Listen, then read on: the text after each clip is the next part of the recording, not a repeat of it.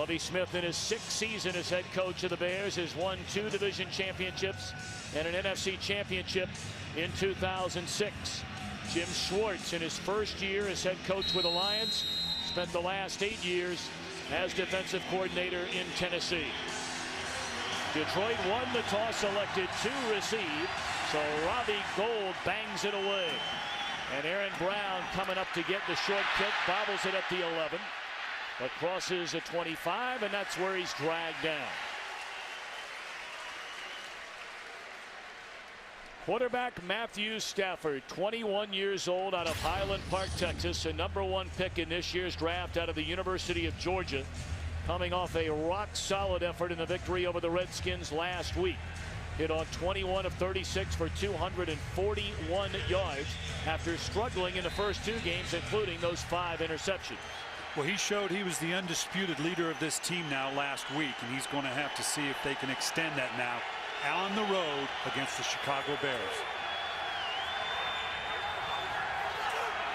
Some question as to whether or not Kevin Smith would start today. He is in the backfield, and Stafford looking for the long ball, and it's caught on the far sideline by his favorite target, Calvin Johnson, the electrifying 3rd-year receiver out of Georgia Tech.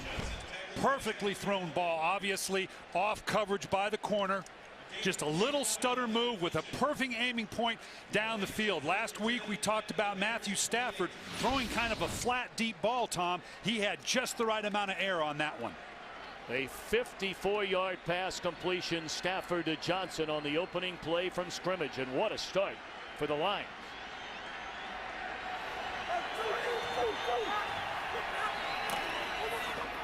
This is Kevin Smith, who rushed for better than 100 yards last week in the win over the Redskins, despite the fact that he had to leave the game with an injured shoulder midway through the 3rd quarter. We'll keep an eye on Smith today. Well, Calvin Johnson's already had it. He's their big gun. Brandon Pettigrew, the rookie tight end, needs to have a larger and larger role to help open up the coverage for the big guy outside, Calvin Johnson. Maurice Morris has checked into the backfield, replacing Kevin Smith. On a 2nd and 11, they put it in the hands of Johnson, who slips 1 tackle and then is run down by Danielle Manning, the starting free safety. Defensively for the Bears, they're fine up front. The linebacking core is in disarray. They've already had injuries this season of Brian Urlacher out for the year. No Hunter Hillenmeyer. So Nick Roach, along with Lance Briggs and Jamar Williams, the linebacking core. Williams is his 2nd career start. That puts a lot on Lance Briggs' plate to sort those linebackers out, and the secondary with a rookie at safety, Al Afalava, starting for the Bears. An early 3rd down try for Stafford. Finds the tight end Casey Fitzsimmons, but he's run out of bounds at the 21, short of the 1st down. And on comes the field goal unit for the Lions. As we said in the open, the 3rd down conversions were huge last week for Detroit. This is a bit of a win for the Chicago defense after giving the big play up to Calvin Johnson to start. To hold them to 3 here, this is a minor win for the Chicago Bear defense. Jason Hanson, among the all-time great field goal kickers, has hit 17 consecutive field goal tries, dating back to last year, this from 40 yards out. And as is more times the case, right down the middle, there is a flag on the far side of the field, and the Lions are pointing at the Bears, and if it is indeed against Chicago, this will be an automatic 1st down. Always an interesting call to take points off the board if you're in a situation Offside, where 24 defense, 5-yard penalty results in a 1st down. Wow, huge. That's a rookie, Al Afalava.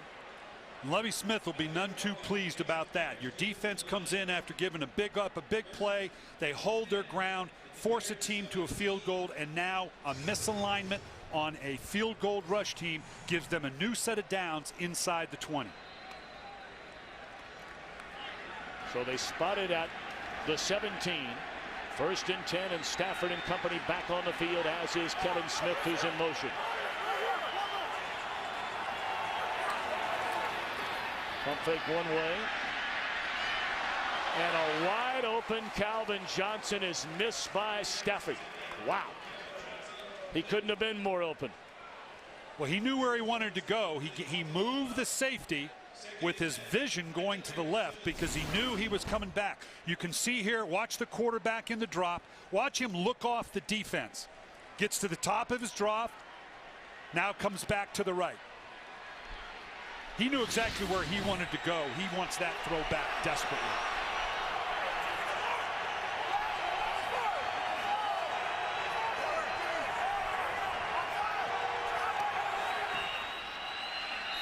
Blown dead before it ever got started. Looked like early movement on the right side of the Lions' offensive line. Chicago is Full start, 77. Offense, 5-yard penalty. Still second down. Okay, you're going to see movement right here by the left side here. I'm not sure which one is that. There you go right there. A little bit of a flinch. Chicago, Tom, is very active with its front seven. Moving linebackers in and out, puts a lot of pressure on the linemen to communicate, not listening to the quarterback. You get a false start. Bunch formation off the right side. And they give it to Smith. And he is corralled at the line of scrimmage by Alex Brown. And a flag comes in late. Thought for a moment it might have been a horse collar penalty. Well, they were calling for it. The guard that pulled out there is calling for it. I'm not sure if he got the collar or the face mask. Foul, face mask, defense. Half the distance to the goal. First down. Here you can see comes in. The guard doesn't get there quick enough. Reaches up right there around. Boy, I don't know. That is not a face mask, nor did he get the horse collar. In order for it to be a horse collar, the hand has to go in between the pads and the back of the ball carrier. That's a questionable call. Lovie Smith knows it.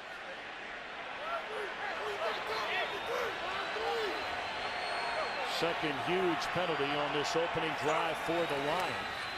The quick slant is caught inside the 5 by Bryant Johnson, who had a big game last week against the Redskins. 4 receptions, 73 yards, including a touchdown. Here just one-on with receiver down in the red zone. To get this kind of one-on-one off coverage is rare. Typically the Bears are going to play a 4-across soft zone, but they're seeing a lot of man-on-man or one-on-one defense, and against a Calvin Johnson, I don't know that's a smart thing to do. Well, that was a huge penalty. Huge call a moment ago. They give it to Felton, the fullback. And he has a first down inside the 3. They'll spot it close to the 1. And it's 1st and goal for Detroit. You get down onto the goal line right now and you think about the Bears, that they're deficient in the linebacking core a little bit, or I shouldn't say deficient, but they don't have a lot of starters there. I'm not sure that Scott Lanahan's not going to try to just shove this thing right into the end zone here, take advantage of the Bears' lack of depth in their linebacking core. Smith trying to lunge into the end zone, and he does. Touchdown Detroit. 2 huge penalties. One on a field goal try by Jason Hanson that gave him an automatic first down. And then on a 2nd down and long, the face mask flagged against Alex Brown gave Detroit an automatic first down, and they cash in with a touchdown. Well, clearly a 4-point swing here with the offsides by the special teams, and a little bit, in my opinion, a bogus call to give them the big personal foul.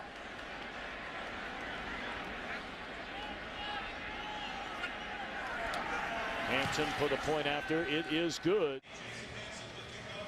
What an opening drive for the Detroit Lions, out to the 7-0 lead. 8 plays, 73 yards. A couple of penalties allowing the Lions to score the touchdown rather than the field goal. And by the way, that 54-yard gain on the pass play to Johnson, the first time the Lions have had a pass play of over 25 yards in almost 170 plays. This is Johnny Knox out to the 27-yard line. You know about Jay Cutler in the season opener against Green Bay, threw 4 interceptions in a Chicago loss. Told his teammates that will not happen again.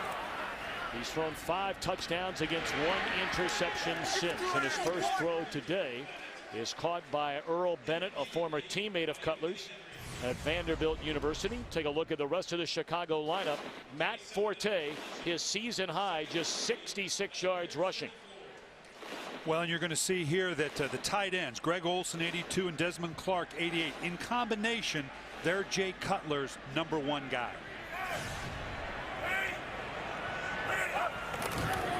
Second down, they hand it off to Forte to the 40.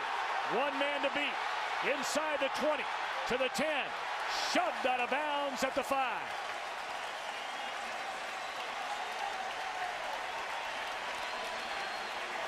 Well, that'll get your running numbers healthy real quick. We said they had to get Matt Forte. Just a subtle ISO delay here with a subtle cutback by Matt Forte. Finds himself in the hole, and then Matt Forte, more speed because of the long stride. He's faster than people think. As you can see here, tough time for Louis Delmas, the rookie, trying to catch up with him. First and goal, and Forte met at the line of scrimmage, maybe lost a yard, and there are all kinds of changes for Detroit because of injury. They don't have Sammy Hill. They don't have Dwayne White up front. And Cliff Avrill's not played in the last 2 weeks. Now he's back today, but right now not on the field. So Landon Cohen and Jason Hunter start up front. Ernie Sims back, missed his first game as a pro last week. Jay Cutler checking to something here. I would bet he's batting down the hatches. Nope. Greg Olsen outside. This is the matchup you want to watch right here. There it is. He caught it, but he's out of bounds. This is the force out rule. We've seen it. Obviously, there is no force out rule anymore. You got to have both feet end up in bounds. Doesn't matter what the DB does to you. You got the matchup you want, right? You got a matchup on Greg Olsen. Didn't even touch him. Clearly not in bounds. Louis Delmas, one-on-one on the coverage. This is the rookie. Was NFL Rookie of the Month, Defensive Rookie of the Month last month. So obviously they have a lot of confidence in him lining up one-on-one on Greg Olsen. On 3rd and goal, Cutler being chased and has some room.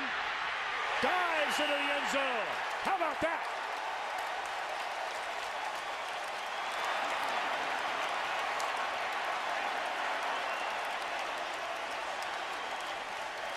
Waiting to see if there's... Yeah, I was getting ready to say, I've not seen a signal yet. I haven't either. But they did. They must have. They're trying to slow it down right now. We missed it then because it is a touchdown. They're lining it up for the extra point. Just scrambling outside the pocket here. Now going back to shades of a Commodores at Vanderbilt now. This is, you don't want to see your quarterback do this. This is, you see the ball come flying out. You're going to dog cuss him if it's anything, but it's a touchdown. You love the emotion. You love the passion. Son, I love you right now. They're telling him, great job. Don't do that again, okay? Point after now by Robbie Gould is good. What a start in Chicago Soldier Field. 7-7. Couple of big plays already. The 61-yard run by Matt Forte on the Lions opening drive. First play from scrimmage. A 54-yard pass completion to Calvin Johnson. And now the Lions will get it back. And this is Aaron Brown from the 2. And a nice return out to the 29-yard line.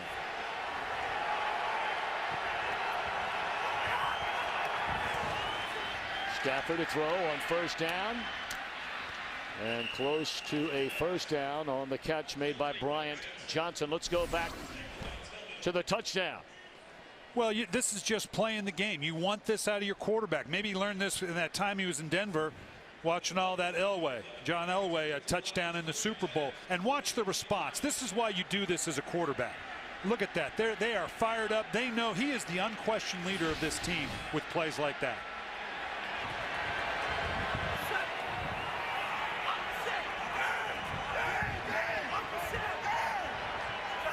Pass play went for 11 yards a moment ago, so another first down. And Smith is dragged down by Nick Roach.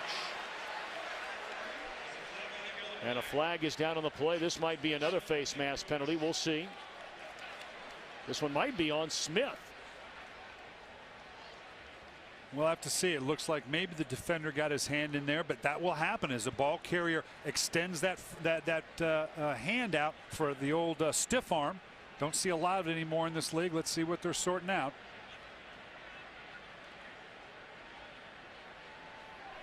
Personal foul, grasping the face mask, 34, offense.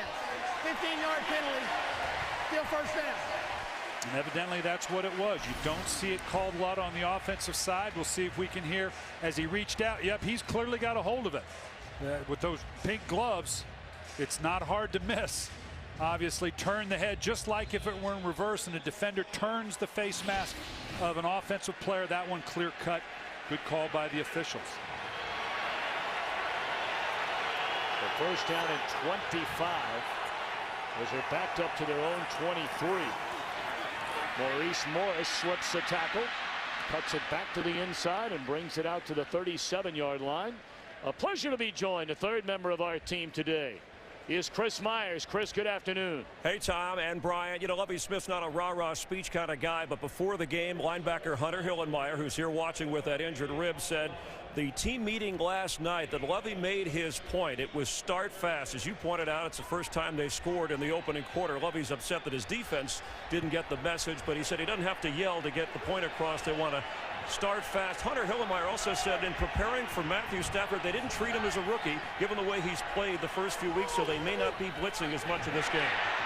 They got a piece of him there, but he's able to lay it off to Aaron Brown. And how about that? After starting 1st and 25 after the personal foul on Smith, they convert on second down. It's first down at midfield. And these are the kind of sustained drives we saw last week, Tom, them overcoming long down and distance counts. They converted a couple 3rd and long. Stafford actually running for a 3rd and 13. That's a big play when you start behind the count at 1st and 25.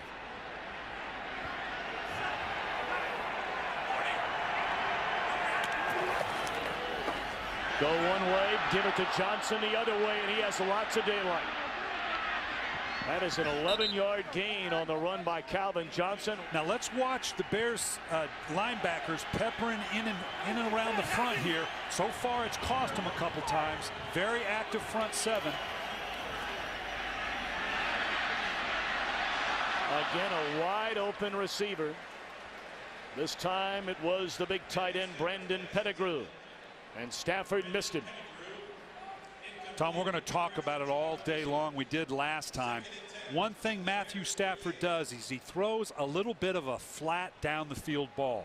He needs to get just that little bit of air. We'll try to show you as we move along. A flat pass like that down the field has got to be laser accurate. It doesn't give the receiver much room to run underneath a pass. He's got to develop that. 2nd and 10.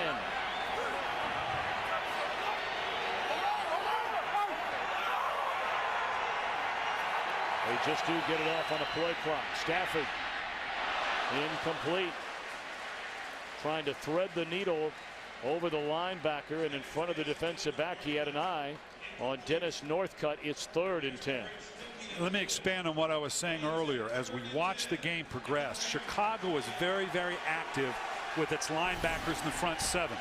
And that's going to give him opportunities now with throws down the field one-on-one. Again, this is down the field. Very flat ball. The nose of that ball needs to come down with a little bit more of an angle on a down the field throw. But they're giving him opportunities to make these type of plays down the field with their coverage and active front seven. Blitz coming, they pick it up. And that means somebody's open, and that somebody is Calvin Johnson inside the 15. Now, Tom, we saw this last week as well. This one is as flat as could be, and that's exactly the way you want it. You make an outside throw. Calvin Johnson on the outside here. This has got to be a laser shot. Anything to the outside has got to be there when it needs to be there, in the way it needs to be there, and that thing needs to be on a frozen rope versus the down the field vertical shots that need that air that we're talking about. 3 receptions for 69 yards. for Calvin Johnson. It's first down inside the 15 for the Lions. Blitz coming again. And thrown behind Johnson in the end zone. Well, clearly Detroit thinks this is the way to attack Chicago. They're getting enough one-on-one looks. Now in that secondary look, Chicago changed it up. They put across a very loose zone, basically putting a lot of people from the 10 yards back. Has to be a very accurate throw. You got to be careful. Those are the kind that get turned over. So far, Matthew Stafford dialing them up correct. 10th play of the drive, second down and 10. They fake the handoff, and again slightly overthrown to another wide open receiver. As good as Stafford has been early on today, he has missed a couple of open receivers down the field. Now this one, again, a laser shot thrown flat in the red zone can be dangerous, but this is a catchable ball. I think Brandon Pettigrew, and at some point he is going to be able to make those catches. He's got long arms, a big sweep spot for the quarterback. He's got good hands, but that's the kind of, in the red zone, that can kill a drive. We'll see what it does to the Lions now on a 3rd and 10. They converted 3rd and 10 a moment ago.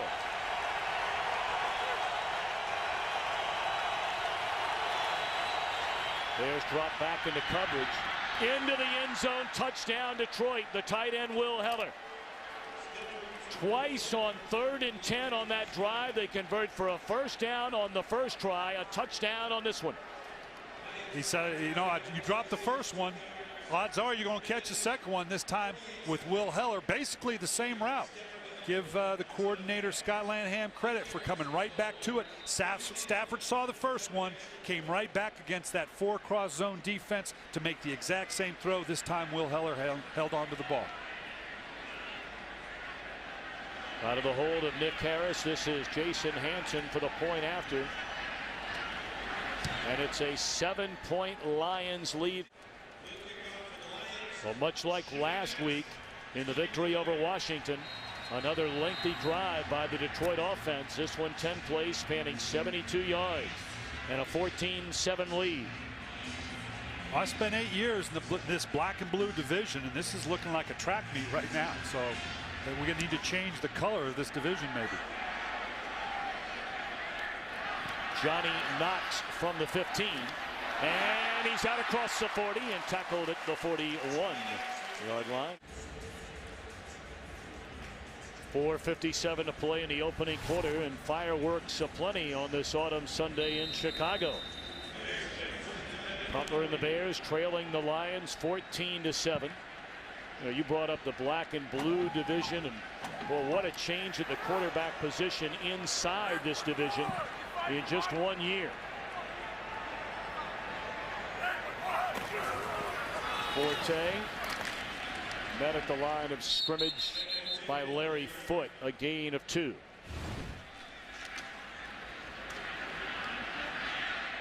Second down, a short run again for Forte, bringing up 3rd down.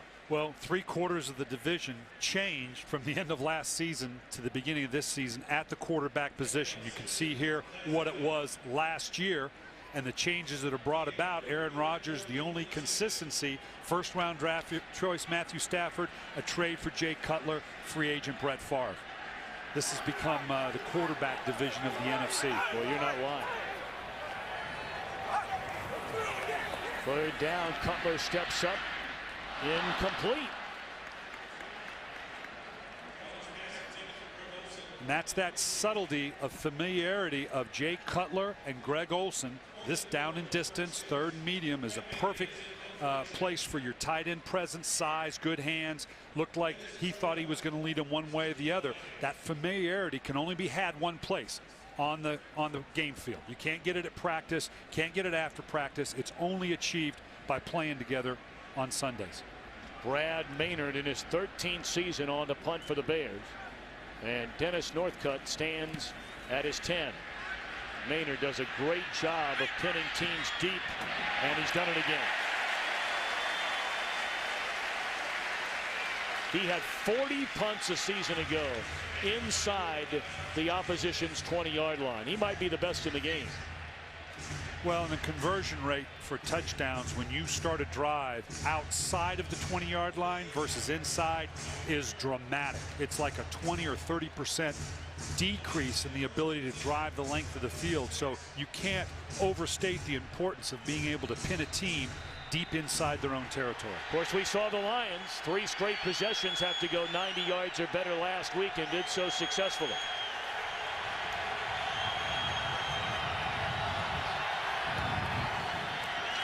Smith cuts it back to the inside, picks up a couple of yards. Second down is next. Well, and there's something to be said for what you just said, Tom. They spent the whole game. We did that game last week. They spent the whole first half down in this very territory, and for three straight drives came out and scored. So they're in familiar territory. This is no hill for a climber for them.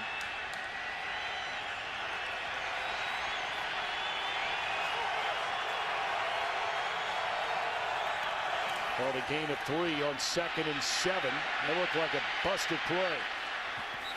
Well, Matthew Stafford, this was just a quick stab play fake. It was supposed to be a slant. Chicago was all over it. That's a good non-play by the quarterback. Rather than force it in, I don't know that I wouldn't have just thrown the thing away rather than pull it back down, because you got no other options except to scramble around. But the fact that he didn't pull the trigger speaks well for this young quarterback. 3rd down and 4. Maurice Morris checks into the backfield.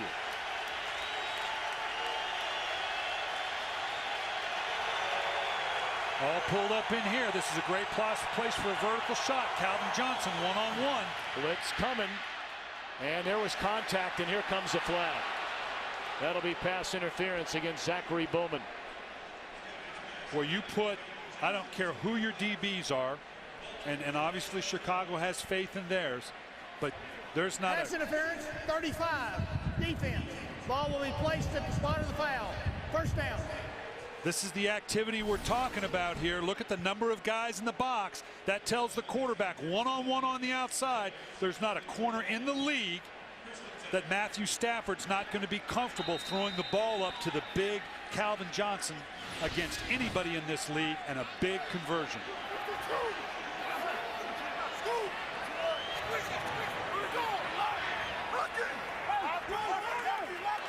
Plenty of time on the play clock, down to 10.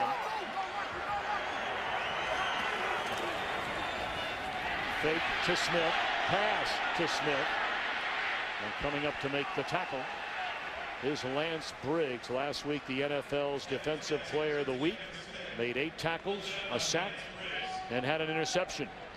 Now, we talked about with terrible field position, they went against the grain last week early on. And this just sucks the heart out of a defense. These extended drives, beyond physically wearing you out, mentally this is devastating when you've got a team pinned down and they're able to go the length of the field for any kind of score.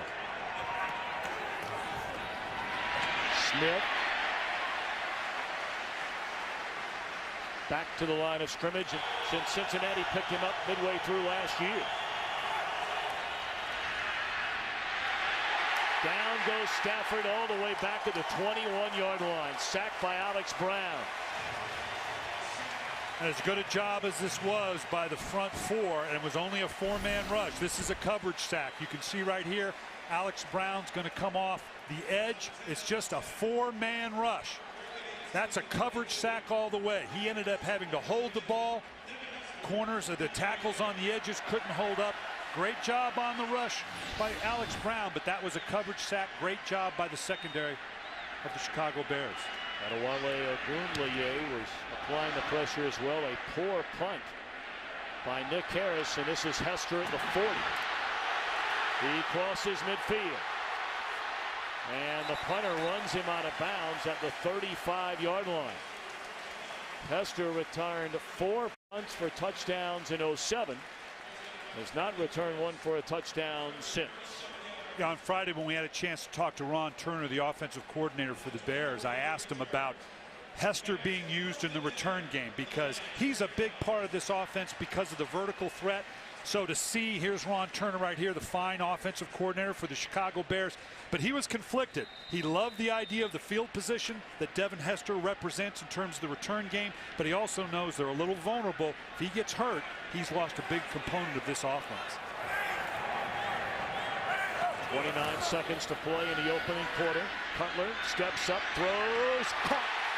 And what a catch by Earl Bennett down to the 10.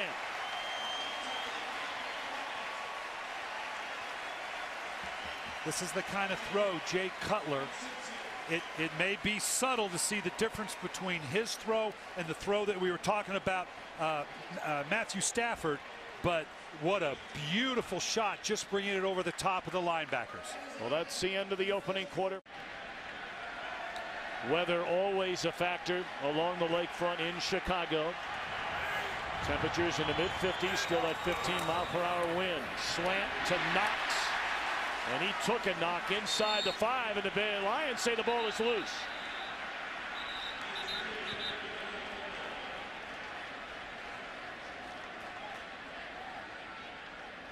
Knox getting up just a bit gimpy.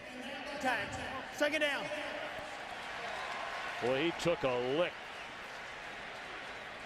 Yeah, let's look at the last play here, Tom. And we beat up Stafford a little bit. I'm sorry. Here's the fumble.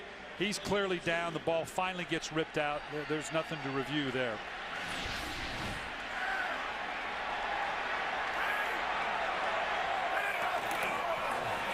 Play fake to Forte. Wide open. Touchdown. Kellen Davis. His second touchdown reception of the year.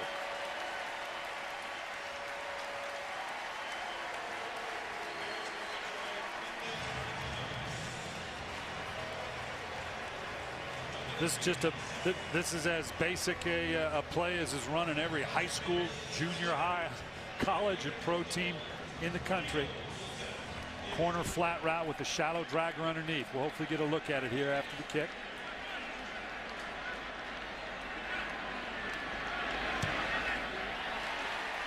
$14 apiece. 14-14. 46 seconds into the second quarter. That didn't take long after the short punt and the good return by Devin Hester. Aaron Brown from the goal line. Wow. Hammered down at the 22-yard line. Tom, let's go back to the throw by Jay Cutler, because we've been making the point about the trajectory of the ball. Now I want you to see something right here at the top as the ball's coming in right here. That ball, the nose of that ball is coming down. That's just the trajectory that you want. We're going to see later on Matthew Stafford where the nose of his ball tends to stay up. It's too flat a throw. May be subtle in the difference there, but it's the trajectory of that ball that Jay Cutler threw that made that a successful play. Mighty good catch too by Absolutely.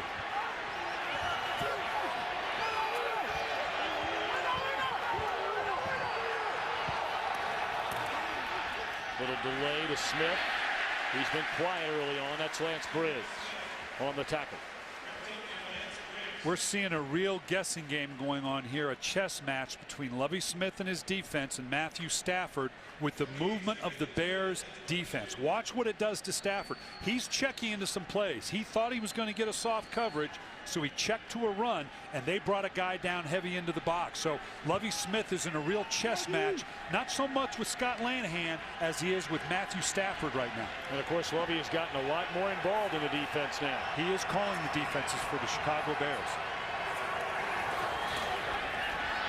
Smith dropped for a loss, and again Lance Briggs, who's been to 4 consecutive Pro Bowls, and he's delivering early again today. This is just a good job of the experience with Lance Briggs pulling the trigger. He sees the action of the back, and now he's got that experience. I'm going to beat the guard. I'm going to beat you to the collision point and not give you a chance to cut this back against the heart of my defense. 3rd and 15.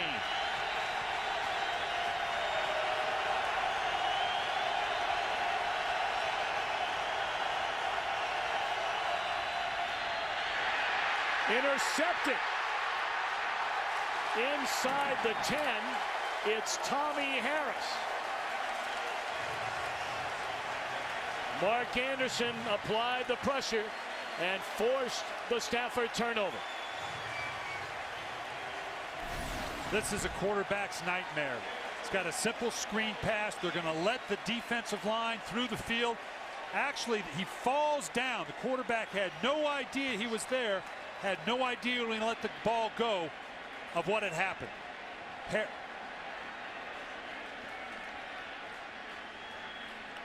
First career interception for Tommy Harris. Boy, a quarterback's worst nightmare there, letting the ball go, having no clue that that defender was on the ground and got up and stepped right in front of the throw.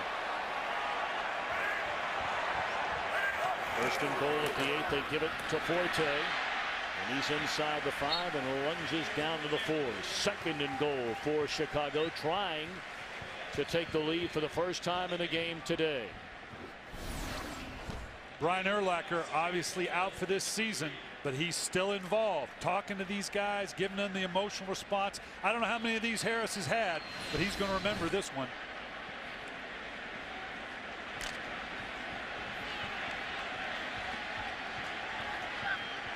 Second and goal for Cutler and the Bears.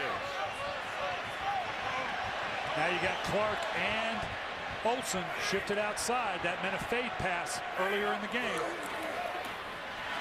This time it's Hester. He's denied the end zone. Outstanding open field play led by William James. Yeah, clearly they popped the 2 tight ends outside where they had gone to Greg Olsen earlier, and now they're just going to run a little quick slant route, cleared or a breakout route, hoping that they overreact to those big bodies outside, get the ball in the hands of Hester very quickly. Great job by the secondary coming up, keeping relative position on Hester, forcing him back inside. Third and goal. You run it or throw it here? Well, the configuration they are right now, it looks like they're going to throw it unless they run a quick little trap inside, hoping to catch the defense too far upfield. They're going to throw it. Batted down as he tried to come across the middle. It looked like Larry Foote got a paw on that pass. So the Bears fail after the interception, and they'll send out the field goal unit. Boy, that's a big stand for the Lions defensively. It is. The emotional swing of this game had totally gone to the Chicago Bears. Clearly they're feeling good about themselves, but this takes a little of the steam off, with Detroit able to hold on and make this goal line stand. A 20-yard field goal try for Robbie Gould, who's hit 4 of 5 to start this season. And now 5 of 6. Hold on a minute. A late flag came in. Now, if this goes against Detroit, we saw this earlier go the other way. Could be a fresh set of downs for Stafford or for Cutler and company. If it's just an alignment issue, it'll simply shorten the distance on 4th down. But let's see. I'm guessing right now. Yeah, the way they're talking, I think they're just you take points off the board and it's still being 4th down. Well, Cutler's coming back out. Let's see what the call is. They haven't made the call yet.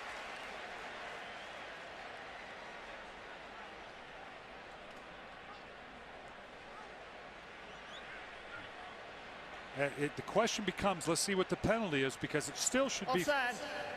Defense. Half the distance to the goal. Still 4th down. Because the distance, they didn't have a chance of getting a 1st down. On the earlier call, the penalty gave them the 1st down. All right, but they're going here on 4th down. They are going for it, so this is different than before. They're going for it on 4th down because it's the length of the ball. They're 2 of 4 on 4th down are the Bears this season. Cutler to the end zone. Touchdown, Greg Olsen.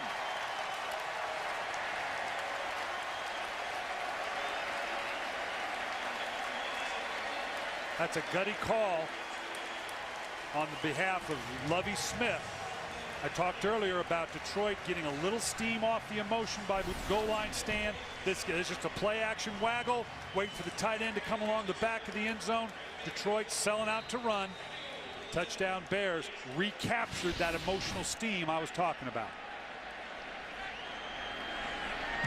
Point after good. The Bears take advantage of the interception and convert into a touchdown. Devin Hester, meanwhile, headed back to the Chicago locker room. Chris Myers, I'm sure, will have an update shortly. Aaron Brown bobbles the ball inside the 5. Still on his feet and stopped at the 11. Lots of pink all over stadiums around the NFL. No different in Chicago as we recognize Breast Cancer Awareness Month. Many of the players, the coaches wearing pins, hats, towels that are pink, even shoes that are pink. Stafford, nice throw there.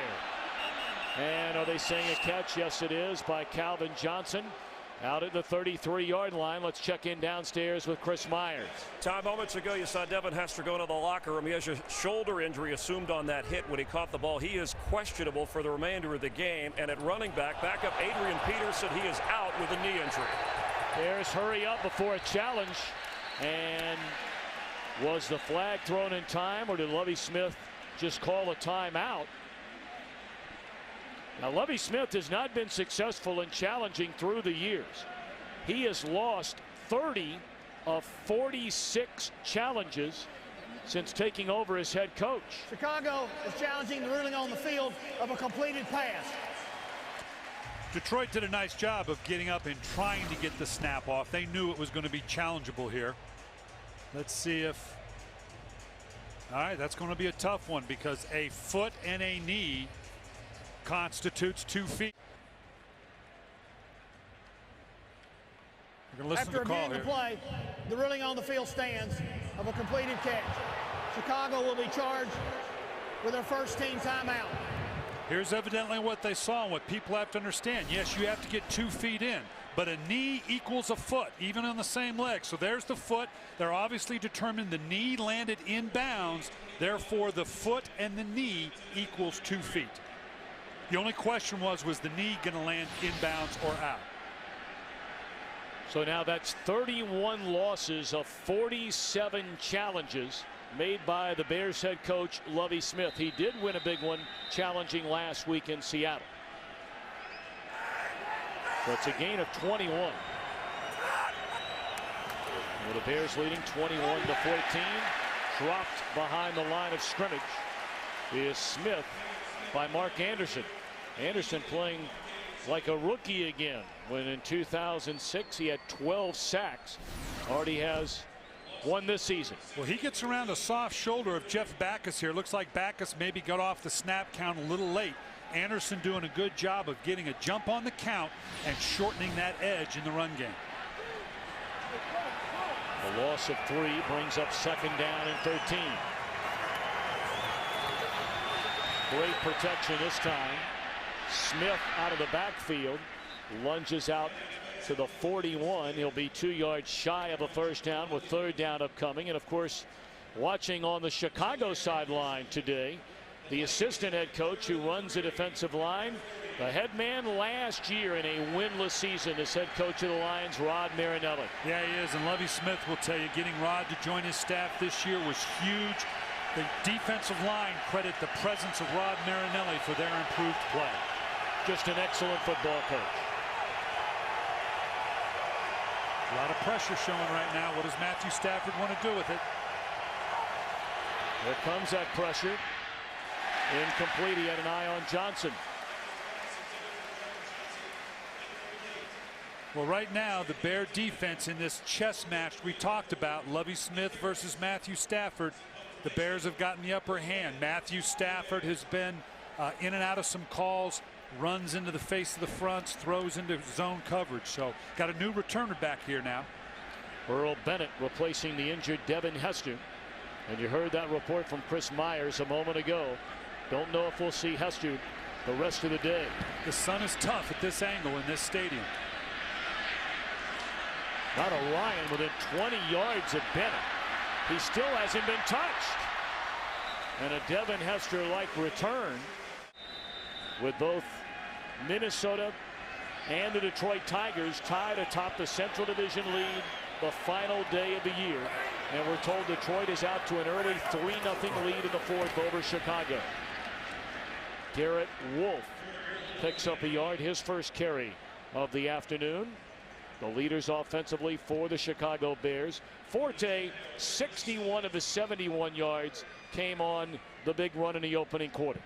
Yeah, other than that big run, the Bears have been running okay. Clearly they needed to get that established, but it's really the passing game that has given, and of course a turnover or a short field has given the opportunity to be up 21-14. Becomes a very important defensive series for Detroit. Down 7 with 8:20 to play until halftime. Cutler to Knox. Still on his feet, shy of the first down. It'll bring up 3rd down and 2. Well, just what you talked about, Tom. Right now, Jim Schwartz knows that his defense has to respond here. You talk about changing the culture in Detroit. They had it going for them early. It's real easy to be on top and confident when you're got things rolling. But right now, they're going to be tested by the Bears in terms of where they are on the field. He's looking to see just how much his team has grown from that win last week against Washington.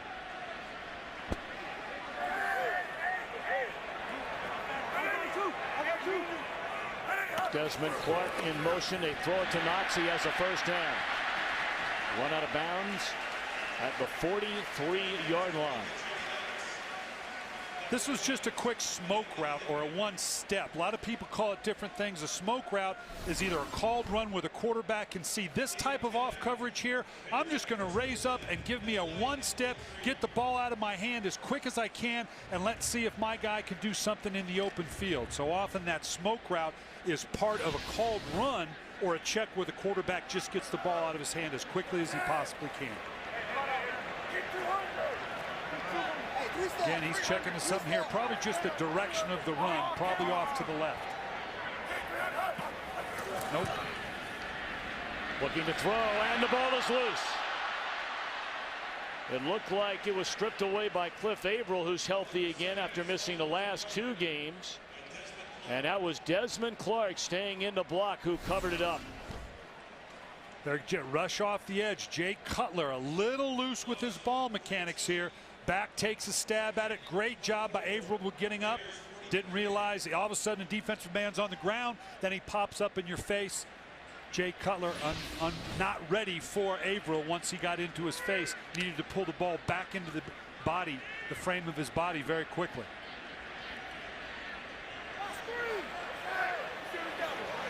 After the loss, it's 2nd down and 24 for Chicago. Cutler rolling, in trouble again. And down he goes into the arms of the rookie Louis Delmas, blitzing from the free safety position. Well, Detroit's playing their own version of the chess match now.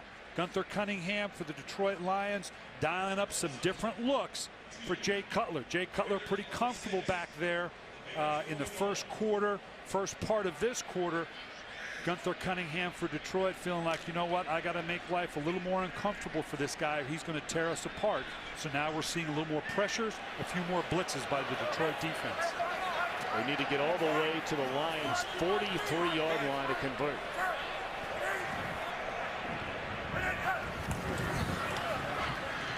Screen to Garrett Wolfe, and he is tackled at the 47-yard line, well shy of the first down. Typically a draw or screen. You don't want the quarterback to force the ball down the field. I talked a minute ago about how was Detroit, this young Detroit team, going to respond to the emotional challenge. Jim Schwartz has to like what he saw by the response of his defense, not giving Chicago a chance to move it inside into scoring position. Brad Maynard has already pinned the Lions inside the 10 once today. He'll try and do it again now.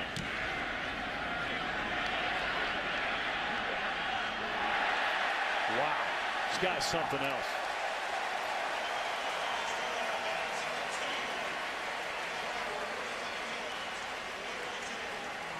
The 2-yard line. You know, a lot of people have gone to that rugby style of back kick that gives a reverse spin on the ball because it's easier to control than this type of punt. And obviously Brad Maynard, he has got it down pat. I don't know that there's anybody better in the league in that position punting that's going to nail it down inside the 10-yard line, this out at the 2-yard line. Again, Chicago right now complete. Offense, defense, special teams. Now the defense's charge, keep them backed up.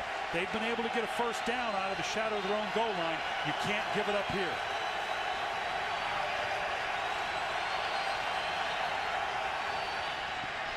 Pump fake. And Stafford looking for Johnson and overthrows him into double coverage.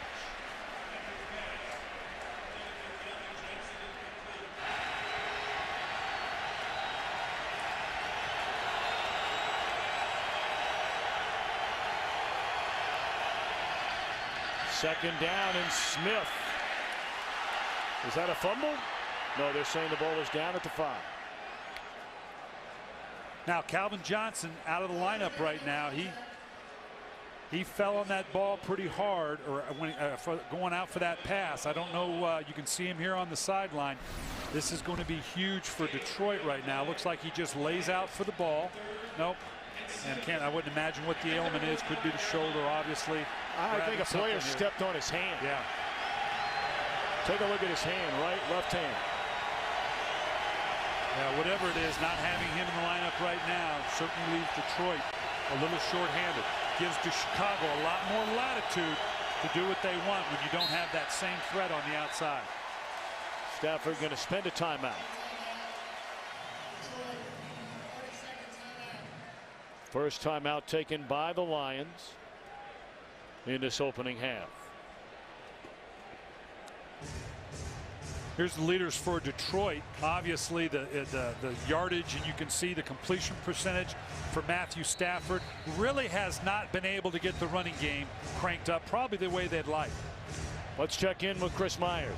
Veteran trainer Dean Kleinschmidt over there talking to Calvin Johnson. First they checked to make sure to get the wind knocked out of him. The hand was okay. They just checked the range of motion on the left side of his body, the way he landed on his left arm. He said, I'm fine, and he should be back in. He is back in. Chris, thank you very much. Great to have Mr. Myers with us this week. Yeah, first time all year. He's all over the place, both sidelines. He's fast. Third down and 7.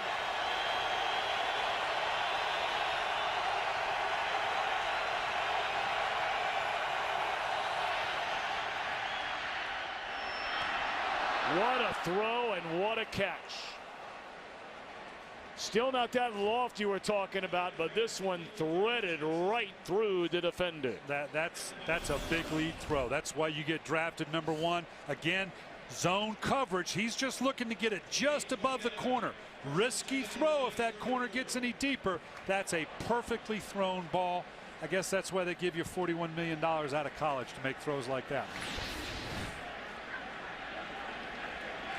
So all the way out to the 34-yard line. It's first down for the Lions. 3.5 to go in the first half.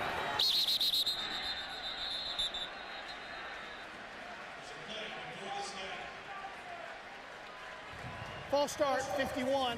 Offense, 5-yard penalty, still first down. How's the center offside? Well, he either double clutched the ball, gave it a little wiggle early, waiting for the snap count. He may be fooling with the offensive line, bobbing his head a little bit. Sometimes you find them squeezing the ball with their hands if a defensive line's trying to get on a quick get off. Official caught it and put him on a 1st and 15.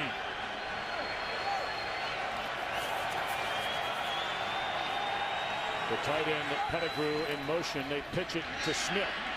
Got a good block. Try to cut it back up to the inside, and he's out to the 40-yard line. Of course, it all goes to charity.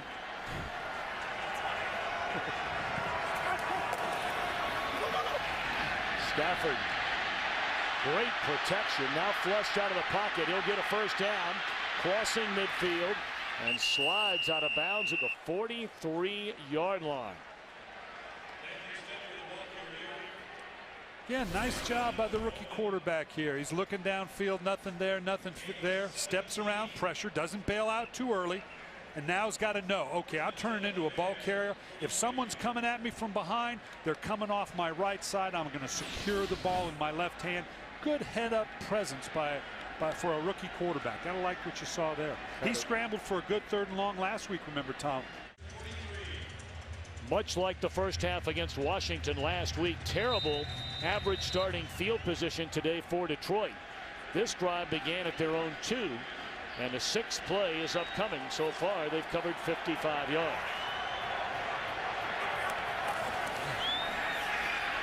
Screen to the tight end, Brandon Pettigrew, and the big fella's rumbling inside the 20. And all the way down to the 15-yard line. Their first-round pick out of Oklahoma State, and he's a load to bring down. Nice. You don't typically screen to the tight end here. They're setting this up to the left. The tight end over here is going to slow play it. He came all the way from that backside. Brandon Pettigrew. You don't often go to the tight end, but that's why they can be good, because the defense really doesn't pay much attention to a tight end that starts out in protection and then leaks out into a screen. It's a 28-yard completion to Pettigrew. They pitch it to Kevin Smith. Still on his feet and close to the 10-yard line. Jerome Felton, the fullback, leading the way. Well, they've picked up from where they left off last week, Tom. When you look at the starting position that the Detroit Lions have had to overcome and what they've been able to do with it, this is very similar to what we saw last week, particularly in the first half against the Washington Redskins.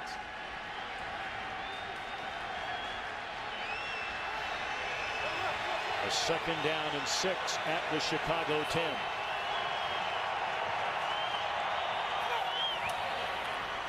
Stafford missed the intended target, Will Heller, who had a touchdown early on today. Well, some interesting call here now for Detroit. You've got a 3rd and about a 7 or 8. You've got 2 timeouts in your pocket, so time is not a factor here. You got lots of latitude here with 2 timeouts in your pocket.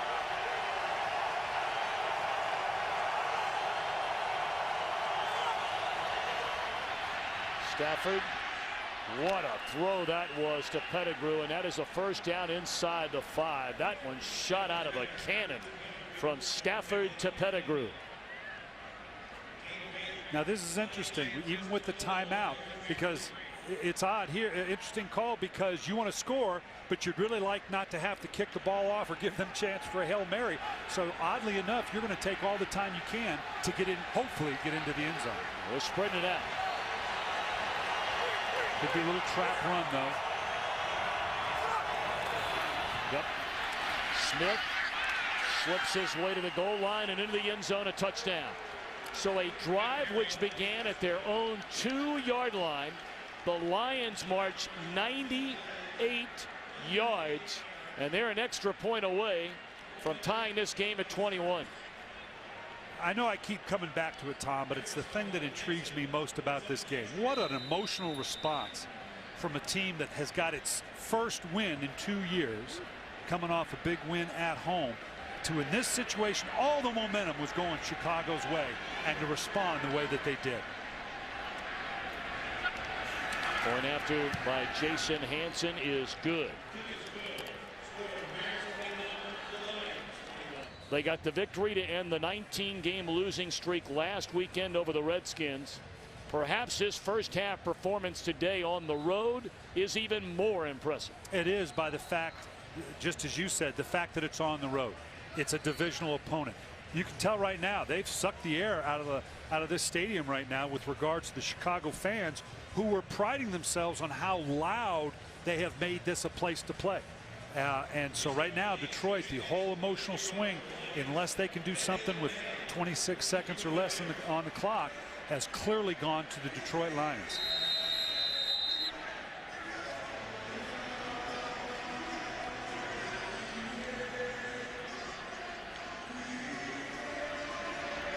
Danielle Manning waiting on a kick from Hanson. And it's out of bounds, so they're going to get great field position. And remember now, the Bears have 2 timeouts, 26 seconds left. Kick off, out of bounds.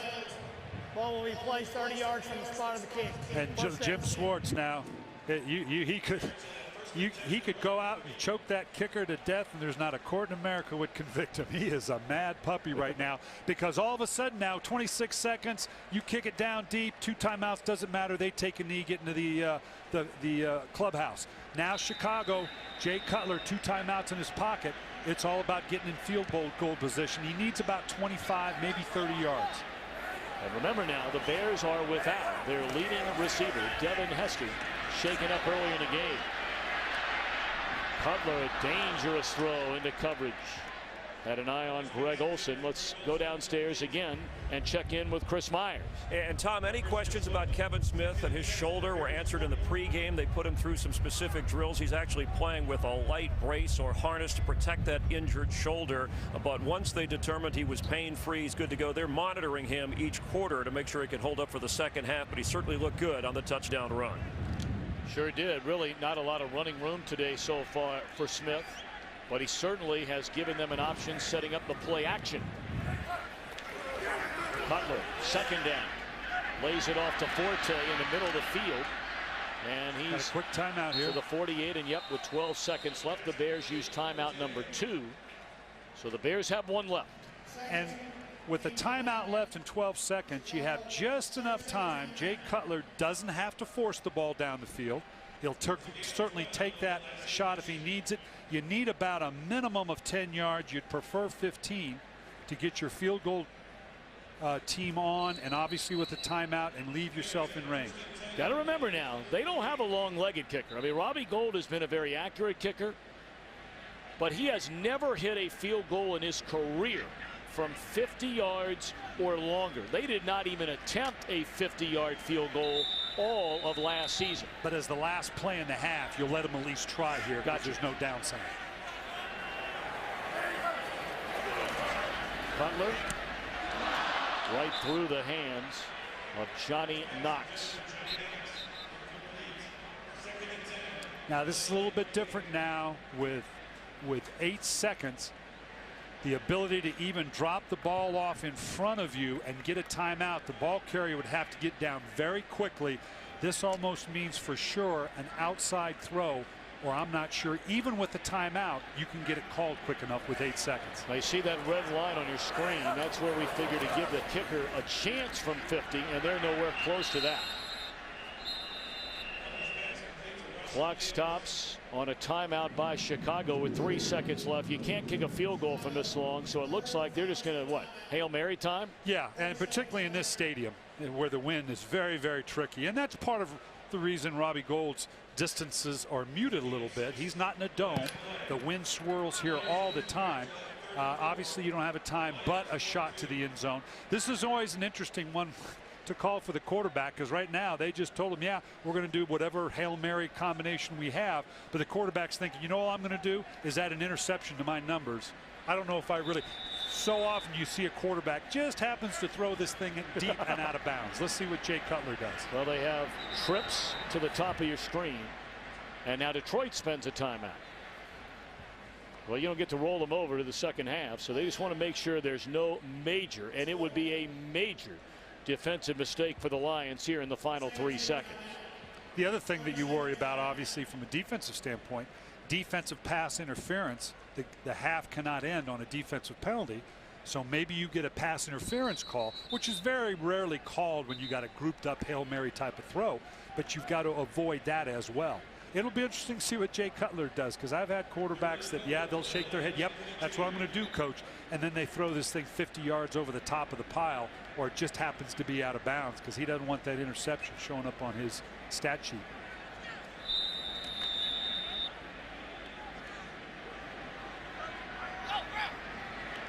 Knox, Olsen, and Bennett to the left. And Cutler going to throw to the end zone. Lots of bodies down there. And knocked down by Coe Simpson on the final play of the opening half. A very good first half to watch. 21-21. We're set to begin the third quarter.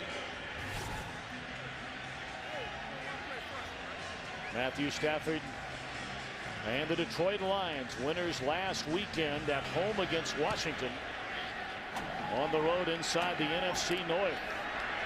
And deadlocked with the Bears as the second half is underway. And this is Johnny Knox with a kicker to beat. And Knox is long gone.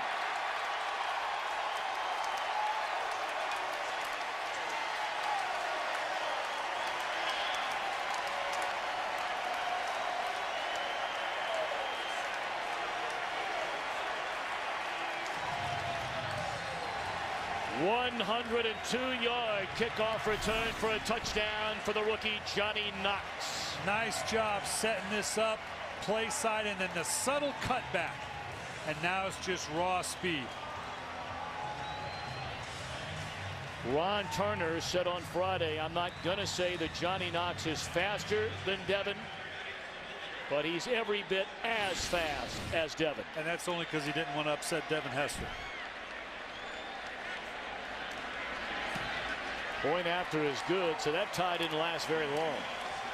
Well, and again, I keep coming back to the emotional ebb and flow. What did I say as they left the field? Detroit had to feel very good about itself, running off the field on the road in Chicago, a divisional foe, and now you come back out. Chicago answers the bell that way, and now Jim Schwartz has got to know that the emotional challenge to his team. I just love the back and forth emotional challenge that these guys face with one another.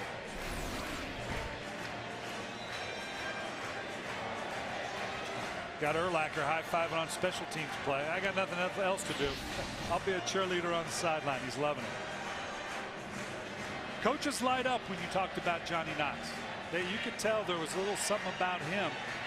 This guy is a fifth-round draft choice. To get the level of productivity out of a rookie, out of Abilene Christian, a fifth-round draft choice, that's a gift from the football gods when you get that. And of course, that was part of the trade. They used that fifth pick. That was part of the Jay Cutler deal. You may remember, Cutler traded and came along with a fifth-round pick. That fifth-round pick was that selection of Knox. And of course, Denver received a first and a third from this year's draft and a first-round pick in 2010.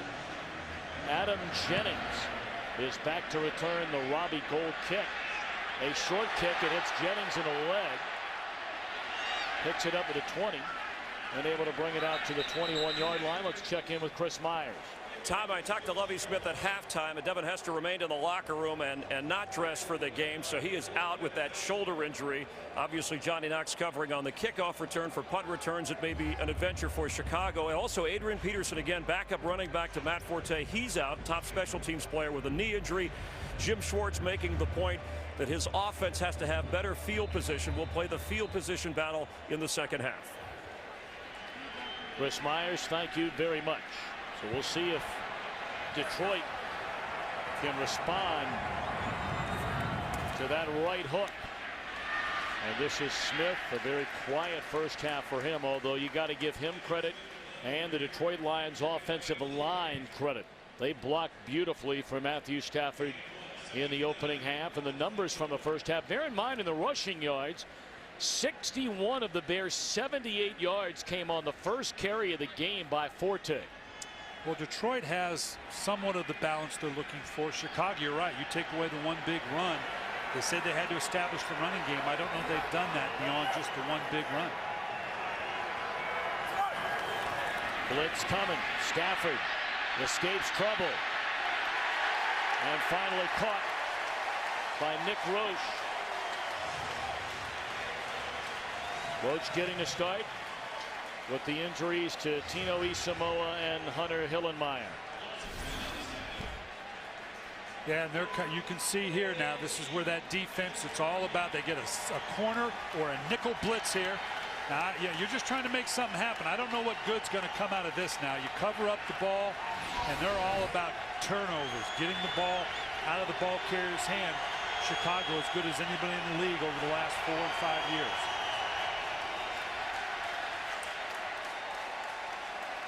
See if this goes against Backus. Full start, 76.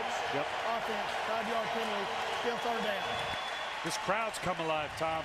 We talked about coming in that they felt like on their media guide they've got a cover that says fourth phase. They've been really pushing the fans to make this an impossible place to play. Been pretty quiet here in the first half, but they're feeling it right now. This has not been what you would call a dominant home field event. They've won a lot of games here because they've had better teams here than a lot of people that have come to town. But it's not been that overwhelming crowd.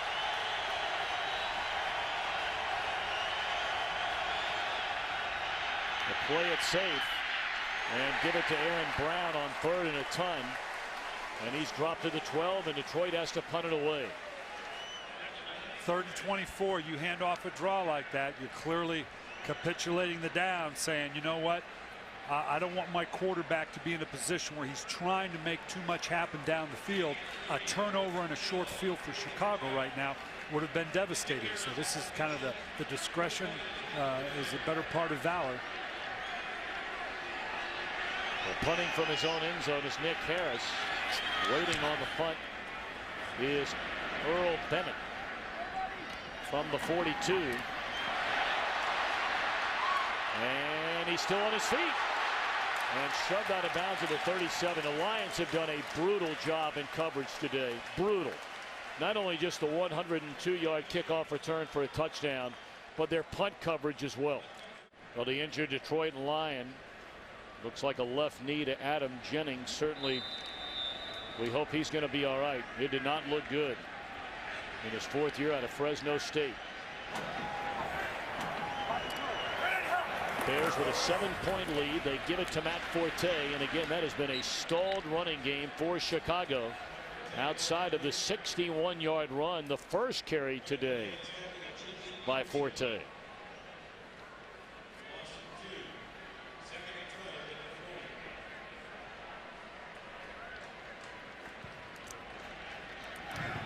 Chicago or Detroit using placards to tell the defense what personnel groups in. Deuce is a 2 tight end. Seeing more and more teams doing that, particularly on the road, being able to communicate front and back end.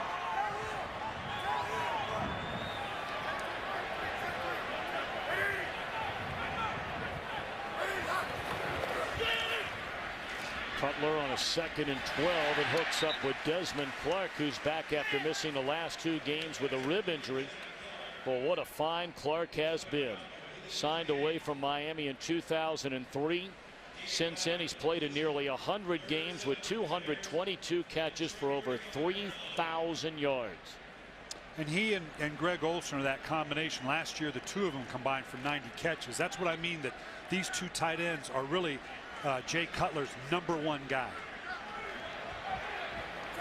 It's big 3rd down here for Chicago. They're right on that borderline of being within field goal range. Short drop, swing it to the outside, and an excellent open field tackle. Starting on the hit was Anthony Henry and had help from Larry Foote. So they're going to send Gold out again. We remind you, Gold has never hit a field goal from beyond 50 yards in his career. He's only attempted 3 of them. And this one's going to be from 52 yards out. And I don't know this stadium well enough to know if there's an advantage going one way to the other. He's kicking south to north in this stadium right now, whether that makes the difference or not. Good snap, good hold, and it's coming back. It is good.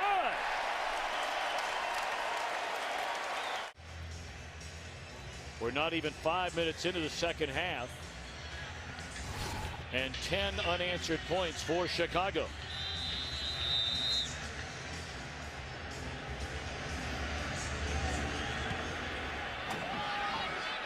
Aaron Brown, 5 yards in the end zone, will take a knee.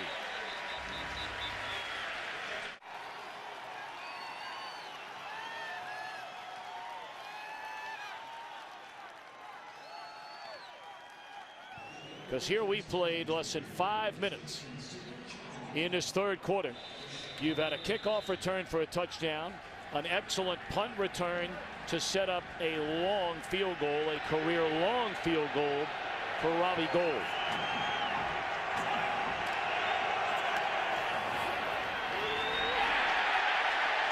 That didn't fool anybody, especially Adewale Ogunleye. How about this draw? This looked like you off the first tee. Well, and kicking in this stadium, we said, is problematic at best. And here he's kicking from the south end going north, which he feels like his range is better the other way. And this thing, I mean, this is a 15, 20-yard variance there. I don't know where your aiming point is. You aim into the right tunnel in order for it to go down the middle. I'm not a kicker, but he obviously aimed right. On 2nd and 19, they give it to Smith. And he's out to the 15. Another 3rd and long coming up for the Lions. So the Redskins trying to get back to 500. They better win that one today.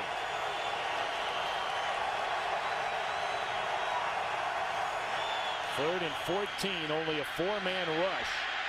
And they lay it off to Felton. And you're starting to sense this one slipping away a bit from the Lions. Yeah, because the defense now is being emboldened by the special teams play, the 10-point lead. You turn this line loose into what could become a throw game for Matthew Stafford. Make it tough on the Lions offensive line when you're going to turn guys like Ogunleye and Israel Adonijah and Tommy Harris loose. Well, Jerome Felton is slow to cross the field after making that catch.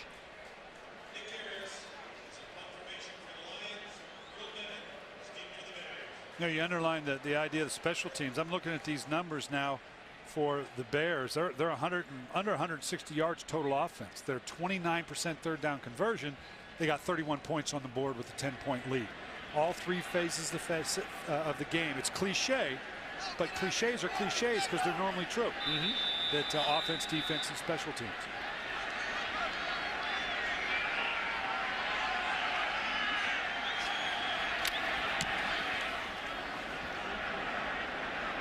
Earl Bennett. And a nice return again. Great field position for Chicago. Certainly field position did not seem to be much of a factor in the first half, but those numbers don't lie. Yeah, the short field for Chicago is the difference right now. And still just 0 running game for Chicago. You can see here for Chicago, obviously with Matt Forte, you're talking about the 61-yard run to open the game being the difference maker in their running game. The Bears want to run the ball more, Tom, and this is exactly the circumstance where they need to do it. Up by 10 points at home. If they're going to reestablish the run, it's this type of scenario where you're going to have to see it.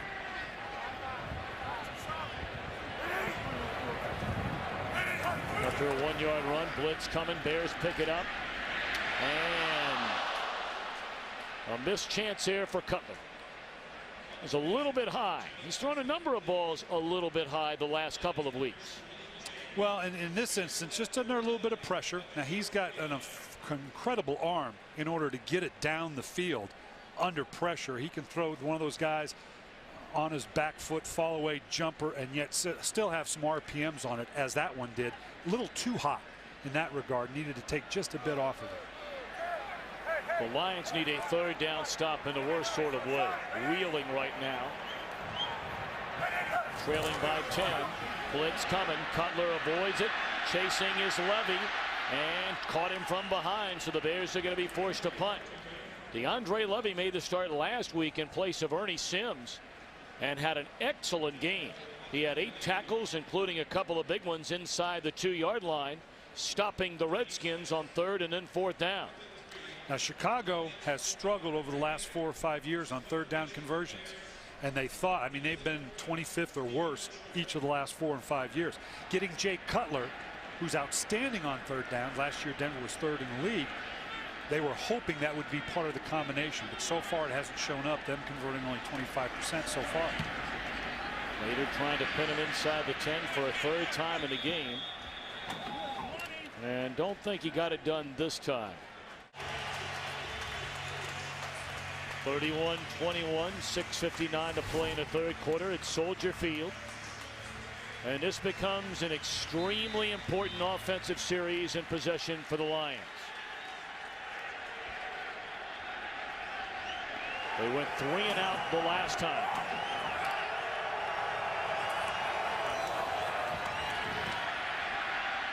Smith.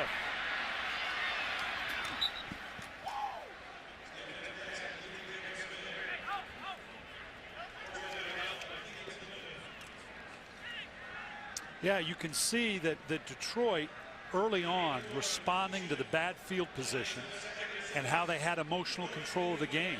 But even now, as the field position, they had more workable field position. The Chicago defense steps up, and you got the 4 and out, the 3 and out, the 3 and out, and has taken kind of the emotional edge away from Detroit.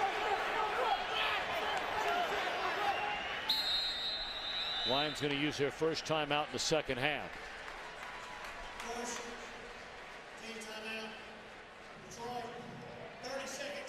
Let's bring you up to speed on some of the other games around the National Football League. And well, Brian, your old team, the Baltimore Ravens, that's a big one at New England, trailing by 10. Big test going on the road. Ravens looking awful good, but New England seems to be getting their stride back. What has happened to Tennessee? Lost 3 games all of last year. It looks like the Titans are going to 0-4 this year.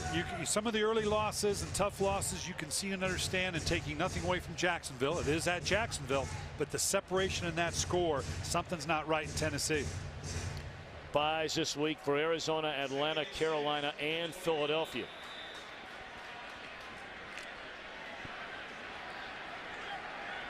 Of course, game 2 of our Fox NFL Sunday doubleheader. Many will see the Cowboys in Denver. Others will see the Rams and the 49ers. It's coming up next. Smith cuts it back against the grain. Nearly beheaded by Harris and Jamar Williams. This is an undersized defensive front 7 for the Chicago Bears. Again, when you're talking about guys like Tommy Harris and Adewale Ogunleye, Anthony Adams has got some bulk there in the middle, but Alex Brown, to run on the perimeter, I'm not sure you're not better off running downhill with these guys. 3rd down and 5. Packers peppered up now. And here they come after Stafford. Ball is loose. It looks like Chicago has it. The Bears do.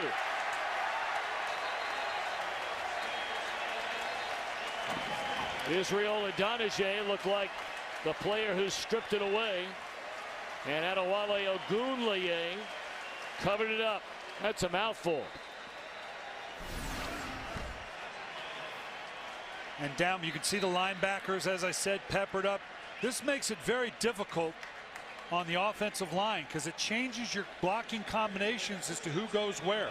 Kind of a jailbreak on the inside here. Now the ball's just a free-for-all. Fall on it, man. Don't pick it up. Gives you great field position. Just fall on the ball. Again, Chicago under Lovie Smith been outstanding in terms of forcing turnovers. And that's a direct function of, as I said, you pepper the linebackers up. The interior offensive line has to make some calls. You can see the numbers here. Most in the NFL. That doesn't just happen. That's not just luck. You create those types of things. Lovie Smith, under his direction, has done a great job for Chicago. Short field again for Cutler and the Bears. Catch made by Knox to the 15.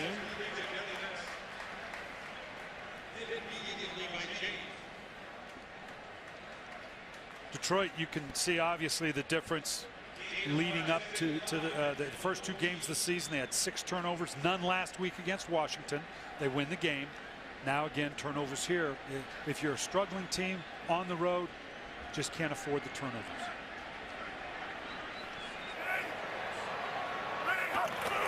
Second and 5, Forte.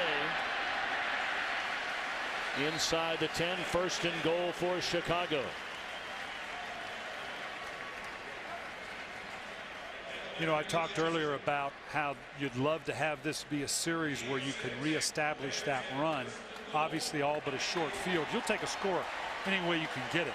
But the Chicago Bears, I got a feeling Ron Turner would love to shove this into the end zone via the run just to set the tone for his team going forward. Two tight ends in the game.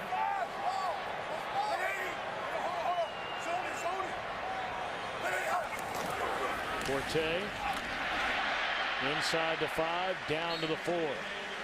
Dropped there by Levy.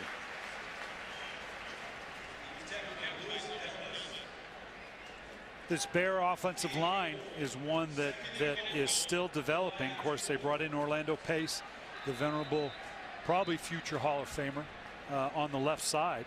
Olin Kreutz anchors it on the inside, but they got a young Chris Williams on the right side, a first-round draft choice in 2008. Roberto Garza, excuse me, from Texas A&M Kingsville, and then again an undrafted free agent, or a UFA from Carolina in the offseason, Frank Amelia. This is an offensive line that's trying to build itself together, still developing as a group, but this comes back to their wanting to run the ball, particularly in this division. The weather's going to start to turn here a little bit. You got a great quarterback that can make a lot of plays, but they know they've got to be able to run the ball, and it's going to come down to that offensive line if they're going to establish that in the coming weeks and months. Sims limps off the field for Detroit. Jordan Dizon replaces him. Forte denied the end zone. You know, we talked about the running game for Chicago coming into this game through the first 3 weeks, averaging 2.8 yards per carry, which is second to last in the NFL. Surprisingly, second to last to San Diego of all teams. But again, their rushing yards today are grossly misleading. And Lovie Smith is a defensive-minded head coach. You know he's on that phone to Ron Turner, not that he has to, because Ron knows as well. We got to be able to run the ball. 3rd and goal. Cutler fell down, and the ball was loose. That ball came loose as he went down to the ground. And Cutler covered it back up. So on comes the field goal unit. You know, and this is just, he stepped on. I'm betting that the center steps back. Just at this point, put it away. Don't try to do anything more than just that. You don't want to compound this mistake. This is a tough one for the Bears right now. You're in a position, you're going to kick a field goal, 2-score separation, but you're not feeling very good about yourself right now in terms of not being able to capitalize on the turnover. So Goldon from 22 yards away, it is good.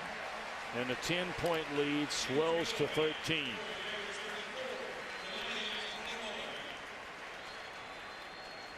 And that would be the second year in a row that the Minnesota Twins have played a one-game playoff to decide the Central Division. They lost to Chicago last year. Aaron Brown a couple of yards deep in his own end zone. Out across the 20. Flags fly on the field as he's dropped to the 23. And if this is against Detroit, it's gone from bad to worse. During their turn, holding, 89, return team, 10-yard penalty, first down. Man. This is the type of thing that as a coach, Jim Schwartz is trying to fight through. This is the culture change I'm talking about, that when things aren't going well, you don't fall into that self-pity mode of, well, we are the Lions and how good can we really be.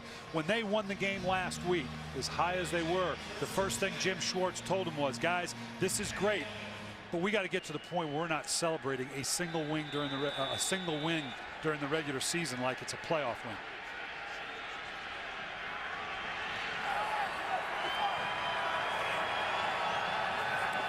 So again, starting with terrible field position. First down carry is Smith, and he's dropped by Jamar Williams. You may remember it was a contract dispute 3 years ago. It looked like Lance Briggs was on his way out of here, and they drafted Williams in the 4th round out of Arizona State, thinking, well, he might be the guy that's just going to take over for Briggs. Well, that was 4 years ago. Briggs is going to Pro Bowls, and Williams today makes his second career start.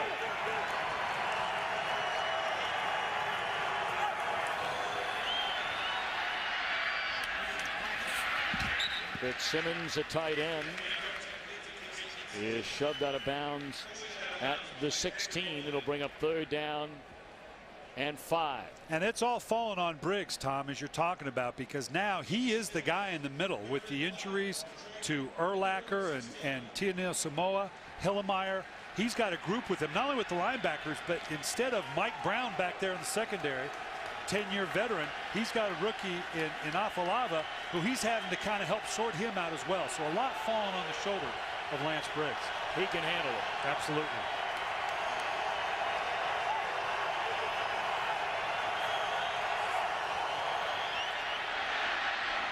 Stafford underthrows. Bryant Johnson, and again it is 3 and out for the Lions. Well, we said in the open, right, last week they were 10 of 18 on 3rd down. A big part of what they were able to do. Now obviously they're well under that percentage right now. They're either 4 for 12, and I don't know, yeah, they're 4 for 12, including that last one, 33%. That percentage is going to be tough if you're a team that's trying to win via ball control. Earl Bennett on an excellent punt by Nick Harris from the 38-yard line. And another good return close to midfield.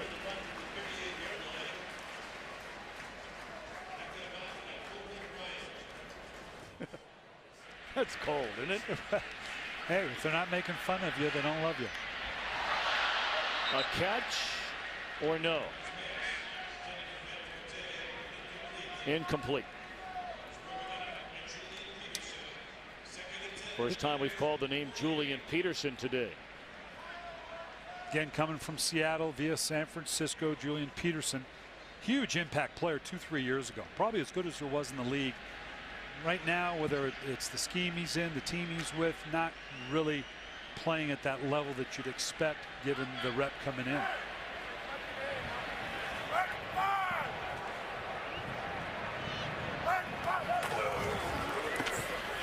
Forte.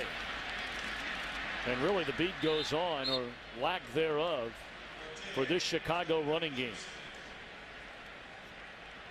And even though you know Detroit is going to build that proverbial box or that 7- and 8-man front because they know that the Bears want to run it here, at some point you got to be able to run against those 8-man fronts, and Chicago hasn't shown the ability to do that yet. Now in this down and distance 3rd and long, this is where you got to find out if Jay Cutler is indeed willing to manage the game. Take the clear-cut throw, but don't force the ball on a 2-score game and put your defense on a shorter field. They're coming after Cutler, and he just throws it up for Knox and throws it out of bounds. Under heavy pressure on the blitz from Louis Delmas. A 2nd-round pick out of Western Michigan. And Chicago has to punt it away. Good call by Gunther Cunningham and the Detroit defense. Bring pressure, make it get out of his hands very, very quickly. That was an all-out pressure. It's what do you got to lose? Down by 13 points. Let's see if we can force a turnover. This game is not over yet. Not by a long shot here.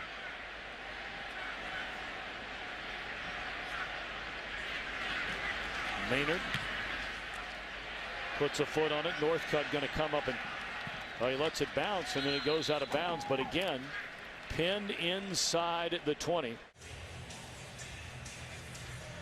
Last 4 possessions, 3 3-and-outs for Detroit and a fumble. All right, what do they have to do now? Down by 13, we begin the 4th. They're going to throw on 1st down, and that ball was dropped by Pettigrew. Well, let's review some of the numbers from just the 3rd quarter. Well, it was a do-nothing quarter, so to speak, because other than, I mean, neither side's doing anything other than the kickoff return. Chicago, you can look at what they've got on a couple short fields and only come up with field goals. The key for Detroit right now is keep your game plan intact. You need 1 score.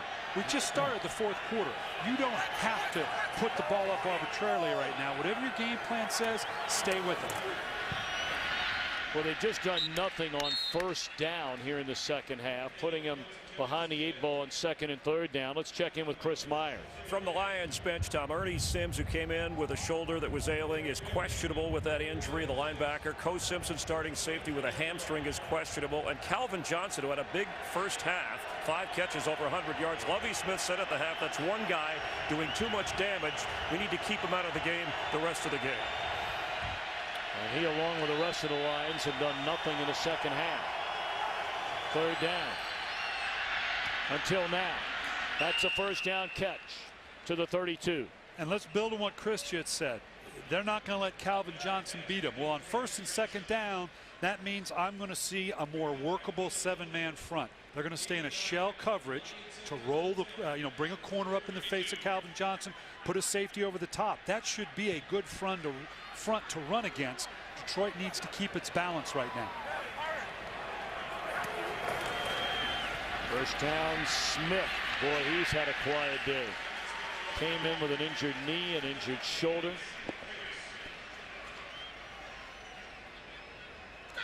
Sun shining brightly, peeking through intermittent clouds throughout the afternoon in Chicago. But they'll be praying for a day like this in about a month and a half. Here again, they break out into a 3-wide receiver set. I'm not sure this isn't a place again to drop in a draw or a trap to see if you can do just a little damage to this run front. Play action, wide open down the middle. Nearly dropping that pass was Heller, but on a second grasp for it, he hung on, and that's a first down crossing midfield. Now look at the front. You got the linebackers right here peppering up into the gap. A quick play fake now keeps them stuck up in the front. You see the hesitation that allowed Matthew Stafford to get the ball over the top.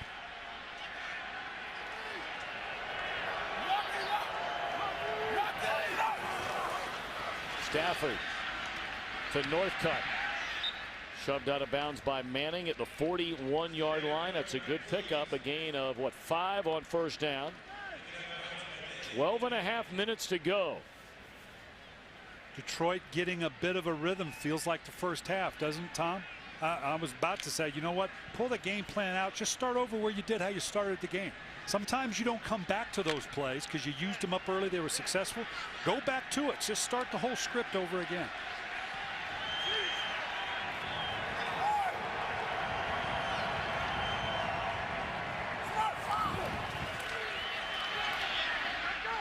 Maurice Morris trying to cut it back to the inside, gains a yard. So third and a long 4 upcoming for the Lions. We've reached the 12-minute mark. Here we find ourselves in, again, a third down. Now, this is a convertible third down. This is a 3rd and 4. This is just the kind of down and distance you want to be in as a quarterback. This is where Matthew Stafford kind of has to earn his chops on a very convertible third down. You wonder if something's wrong with that communication device in his helmet. He's running to the sideline. Obviously.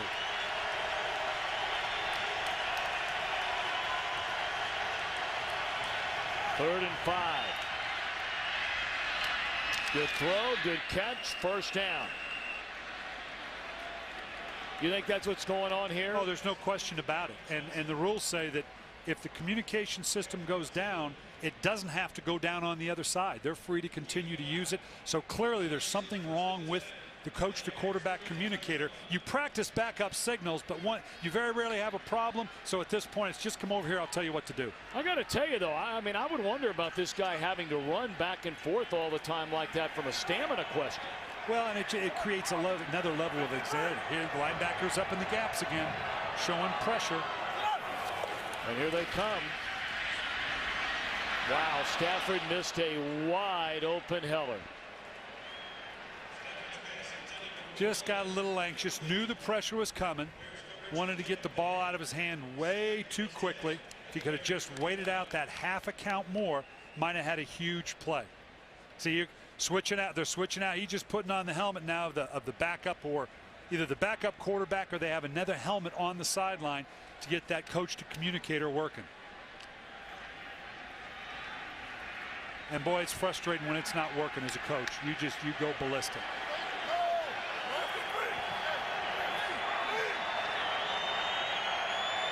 10th play of this drive. Caught by Pettigrew. And the big fella's down to the 11-yard line. There again, we saw it earlier.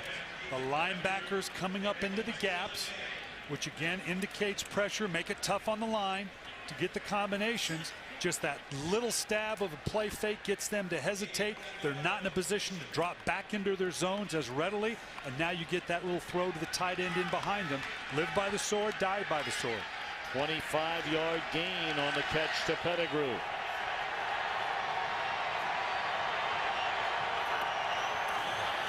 Smith sniffing the 5. A gain of nearly 5.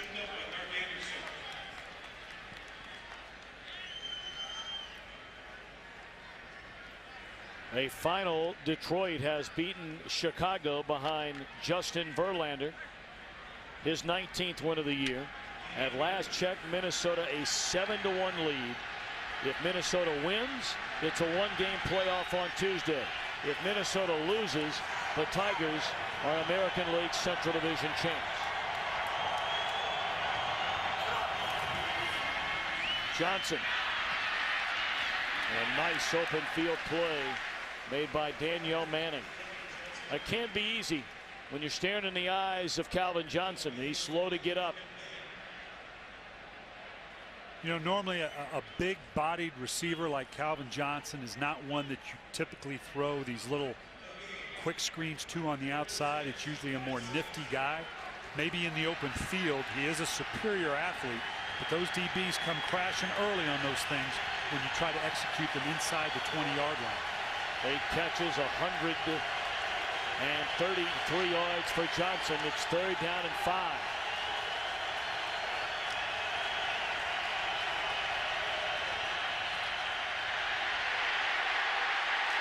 Stafford sacked all the way back at the 19. Ogunleye was able to get him.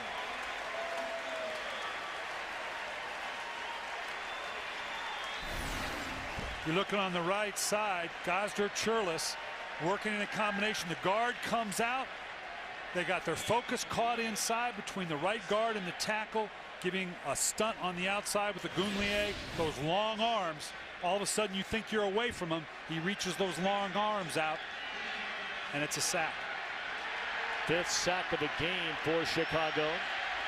35-yard field goal try by Hansen. Flag down on the play. The kick is good.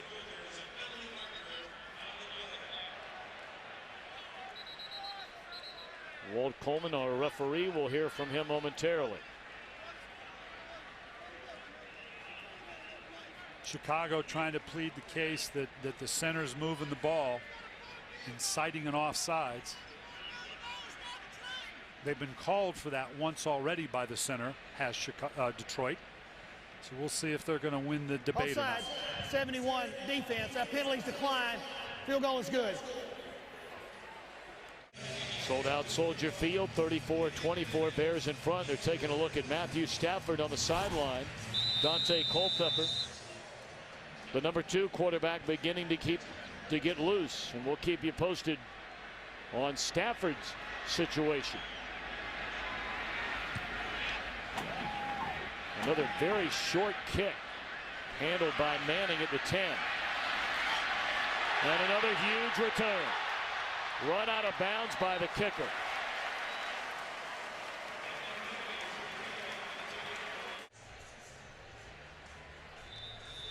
Stafford still limping around over on that Lions sideline, knocking on the door of his first 300-yard passing day in the NFL. But he's turned it over twice, a fumble and an interception. Cutler, meanwhile, has thrown for just 102 yards. Tack on 4 more on that catch by Clark. Kurt, thank you very much. And that 1-game playoff would be at the Metrodome. Almost right on the stick for a first down. Catches made by Forte out of the backfield. And they may have to measure this. Detroit's getting in some defensive look now, that almost daring Jay Cutler to throw the ball. Where again we talk about Chicago would probably love to run the ball here to finish out the game, reestablish what they can in the running game, but they're loading up that defensive front in the box that almost is demanding that Jay Cutler take advantage of it to the outside. Well, they called it a first down, and Julian Peterson was giving one of the officials an earful.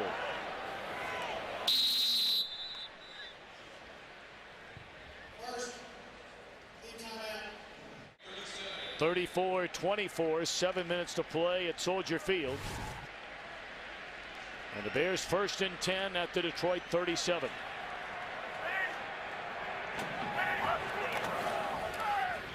Jay Cutler to throw on first down and underthrows. Greg Olsen, 2nd and 10 upcoming. We welcome those of you watching the Washington Redskins bounce back and get a victory over Tampa Bay 16-13. The Redskins losing to these Detroit Lions in the Motor City last Sunday. And the Lions, right from the get-go, were very much in this one. In fact, we were tied 21-all at halftime.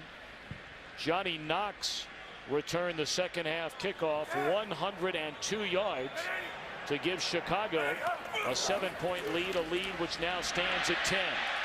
Matt Forte will add to that lead.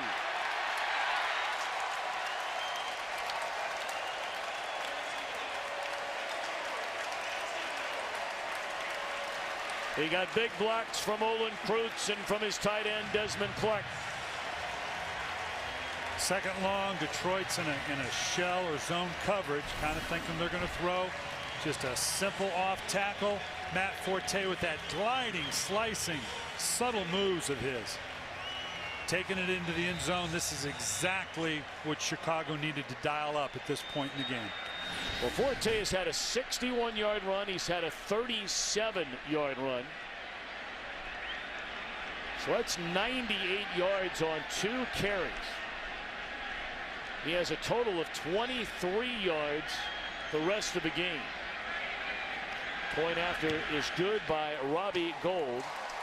This telecast is copyrighted by the NFL for the private use of our audience. Any other use of this telecast or of any pictures, descriptions, or accounts of the game without the NFL's consent is prohibited.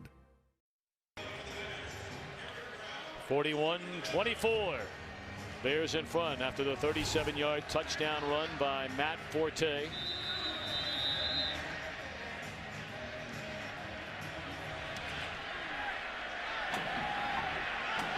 Aaron Brown from the 7 and has dropped to the 24. And this is the first appearance in his 2009 season for the 11-year veteran Dante Culpepper. He started 5 games a season ago after they signed him off the retired list. Let's check in downstairs with Chris Myers. Todd Culpepper is in the game because of the knee injury on that last sack. Stafford appeared to twist his knee, and over on the bench, his right knee, they put a cloth sleeve on. The trainer did, gave him the thumbs up. Then he tried to walk and was in pain. They sat him back down. They're checking his knee, so Stafford is questionable for the remainder of this game with a knee injury. Chris, thank you so much. 6:10 to play, and Culpepper throws behind Bryant Johnson. 3rd down upcoming. Culpepper in his career is playing in his 98th game, 95 of the 97 games as a starter, and has thrown for over 23,000 career yards as you look at the final numbers today for Stafford.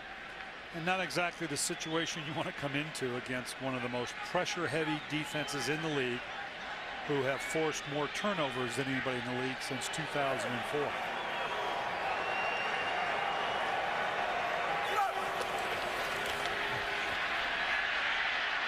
Culpepper to Felton out of the backfield. That's a first down reception out to the 44.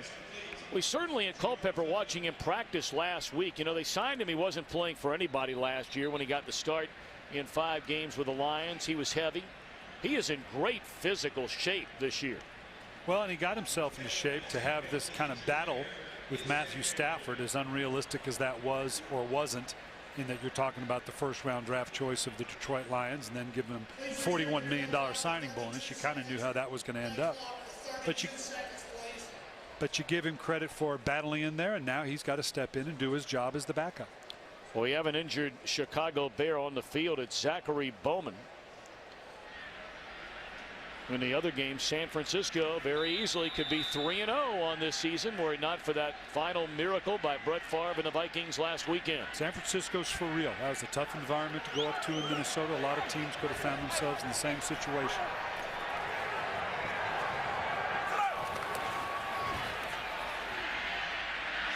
Five and a half minutes to go, and Culpepper rolls.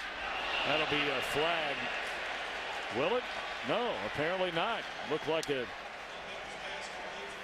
borderline hit there by Tillman on Pettigrew, but apparently no harm done. Second down. Well, we're going to see. This is whether it's late or it's the defenseless receiver. No, it was late enough. It was shoulder to shoulder. The new rule saying that head-to-head contact, whether it's the helmet, the shoulder, or the elbow, is illegal. That was shoulder-to-shoulder contact. I just thought that he was, basically had a foot out of bounds when he took that hit, and they might flag Tillman. Tillman's been a good player for a long time. He has, and hasn't gotten because of the different players that have been there. Mike Brown, we alluded to earlier, and the turnovers that he instituted. But obviously, to pressure as much as Chicago does, you have to have confidence in your corners, and they obviously do with Charles Tillman. He forced a fumble last week. He's forced 17 fumbles in his career to go with 21 interceptions. Thrown behind Pettigrew.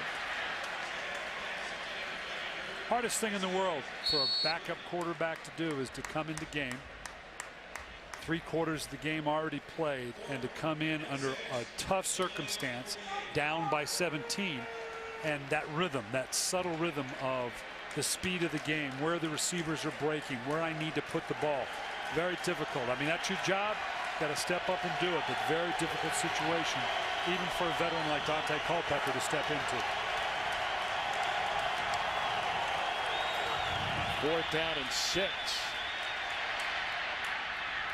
Incomplete, and the Bears will get the football.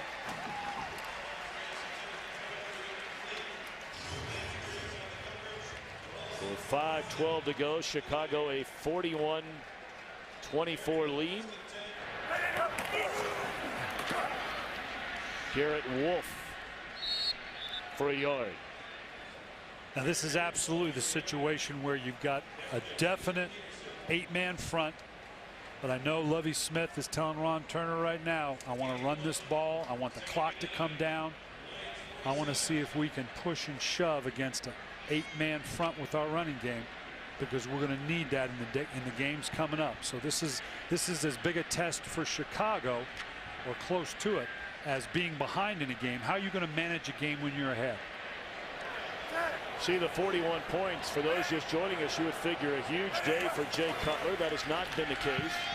He's not turned the ball over, as that catch is made by Rashid Davis. Close to a first down. It is a first down to the 37.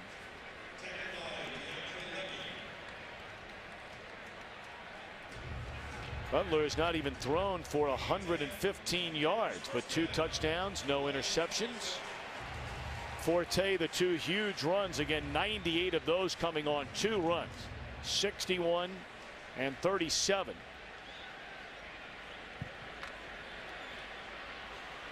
Lovie Smith's team, it appears, will go into their bye week next weekend with a 3-1 record, and it should be noted that the last 2 times the Bears have started a season at 3-1, in 01 and 06, they reached the playoffs both years. Wolf goes the other way, a flag down on the play, and then there's another flag. So you figure the second flag is on the defense. We'll see about the first one. Yeah, where the flag was thrown from the first one. I'm going to be interested to see where they're coming with this one. Second one likely a horse collar and a player down on the field. That's exactly why this rule was implemented, to prevent these types of injuries, although it's a we have fouls Detroit on both plays. We have a personal foul, crackback, 81, offense. We have a personal foul, horse collar, 32 on the defense. Those penalties offset. Replay, first down. So Rasheed Davis for the crackback. Anthony Henry for the horse collar. And both of these you can see coming in from the exterior of the formation. Well, I don't know. He got his head in front of that one. I don't know that that constitutes a crackback. But the horse collar there again didn't get the hand in behind the pads. There are 2 calls for horse collar that have been made in this game that I think Mike Pereira, the head of the officials, is going to have to look at real hard. That was just a matter of getting hold of the pads. The horse collar is very clearly has to be the hand down inside the back of the shoulder pads of the ball carrier. I don't think the 2 that were made today were legitimate horse collar calls.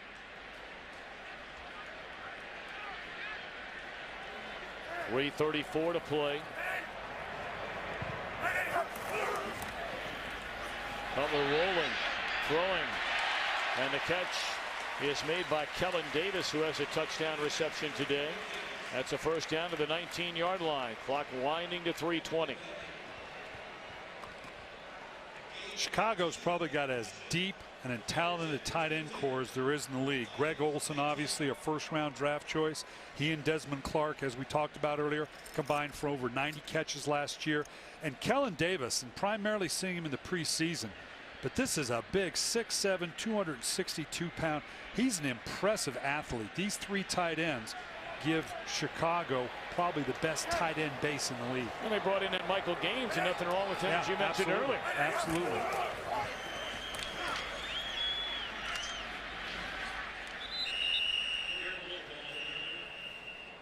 Let's go downstairs and check in once again with Chris Myers. Tom, maybe one of the reasons not a lot of passing yards for Cutler today, the receiver injuries. Johnny Knox, the latest, the rookie to go out with a leg injury, unable to finish this game for the Bears in the second quarter. Devin Hester went out with a shoulder injury and did not return. And just for the backup running back position and special team star, remember Adrian Peterson suffered a knee injury on the opening kickoff and has been out the entire game.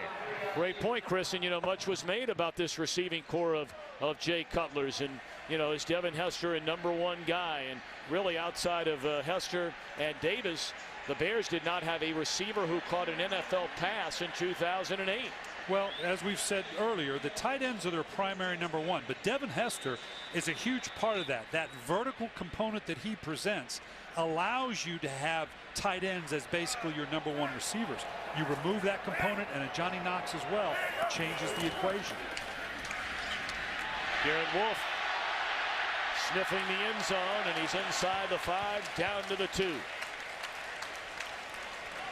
And this is the way that Chicago wants to finish against hard 7- and 8-man fronts. To be able to run the ball in those situations is exactly what Chicago yet still has to prove. Their numbers will be okay today, but still something they've got to prove, and I'm sure that will be a focus of theirs in the bye week they have coming up.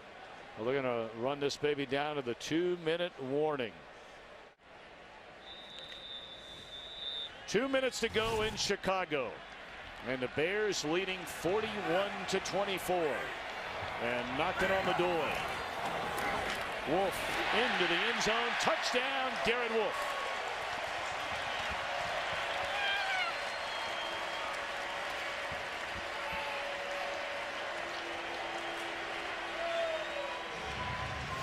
That is the first career rushing touchdown for Garrett Wolf. How about that? Great cutback in the hole. Just a subtle dip of the shoulder, then the acceleration. Nice run by the little man. And again, just the way Chicago wants to finish up, running the ball into the end zone. What a spectacular collegiate career Wolf had. Many wondered, you know, was he big enough? Could you find a spot for him in the NFL? Played at Northern Illinois and rushed for nearly 5,200 yards. Wow. I don't care what division, what league you're in. That's pretty good. Well, I mentioned the Bears a bye week next week.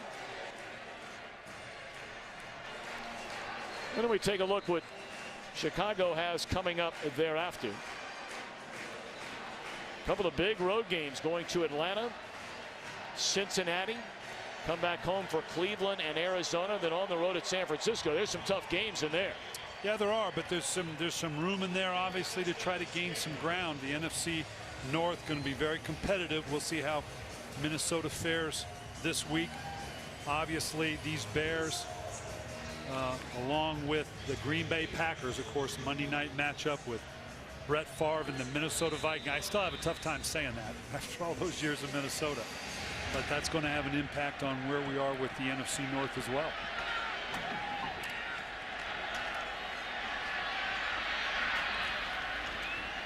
Out to the 35, and a flag comes in.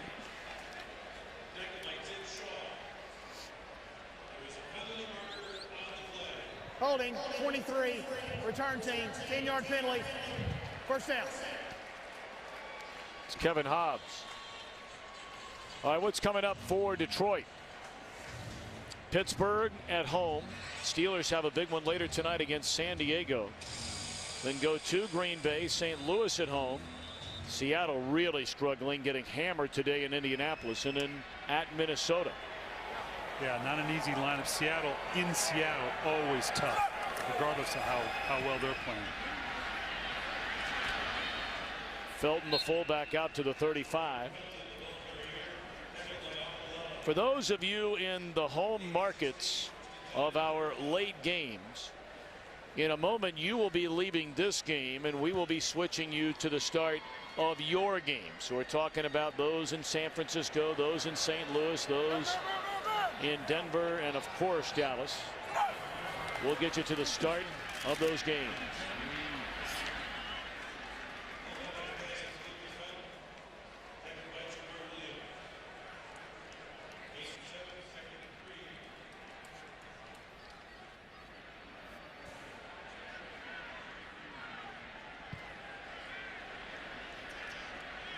Under a minute to go.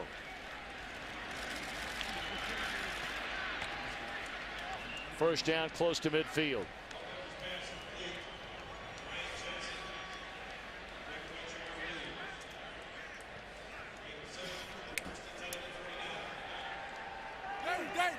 Our game today is produced by Bob Stenner, directed by Rich Dewey. Our associate director is Charles McDonald. The broadcast associate, Bill Cullen. Our technical producer is Mr. Bob Muller. That throw is caught down to the 35 by Will Heller. The executive producers at Fox Sports are Ed Gorn and David Hill.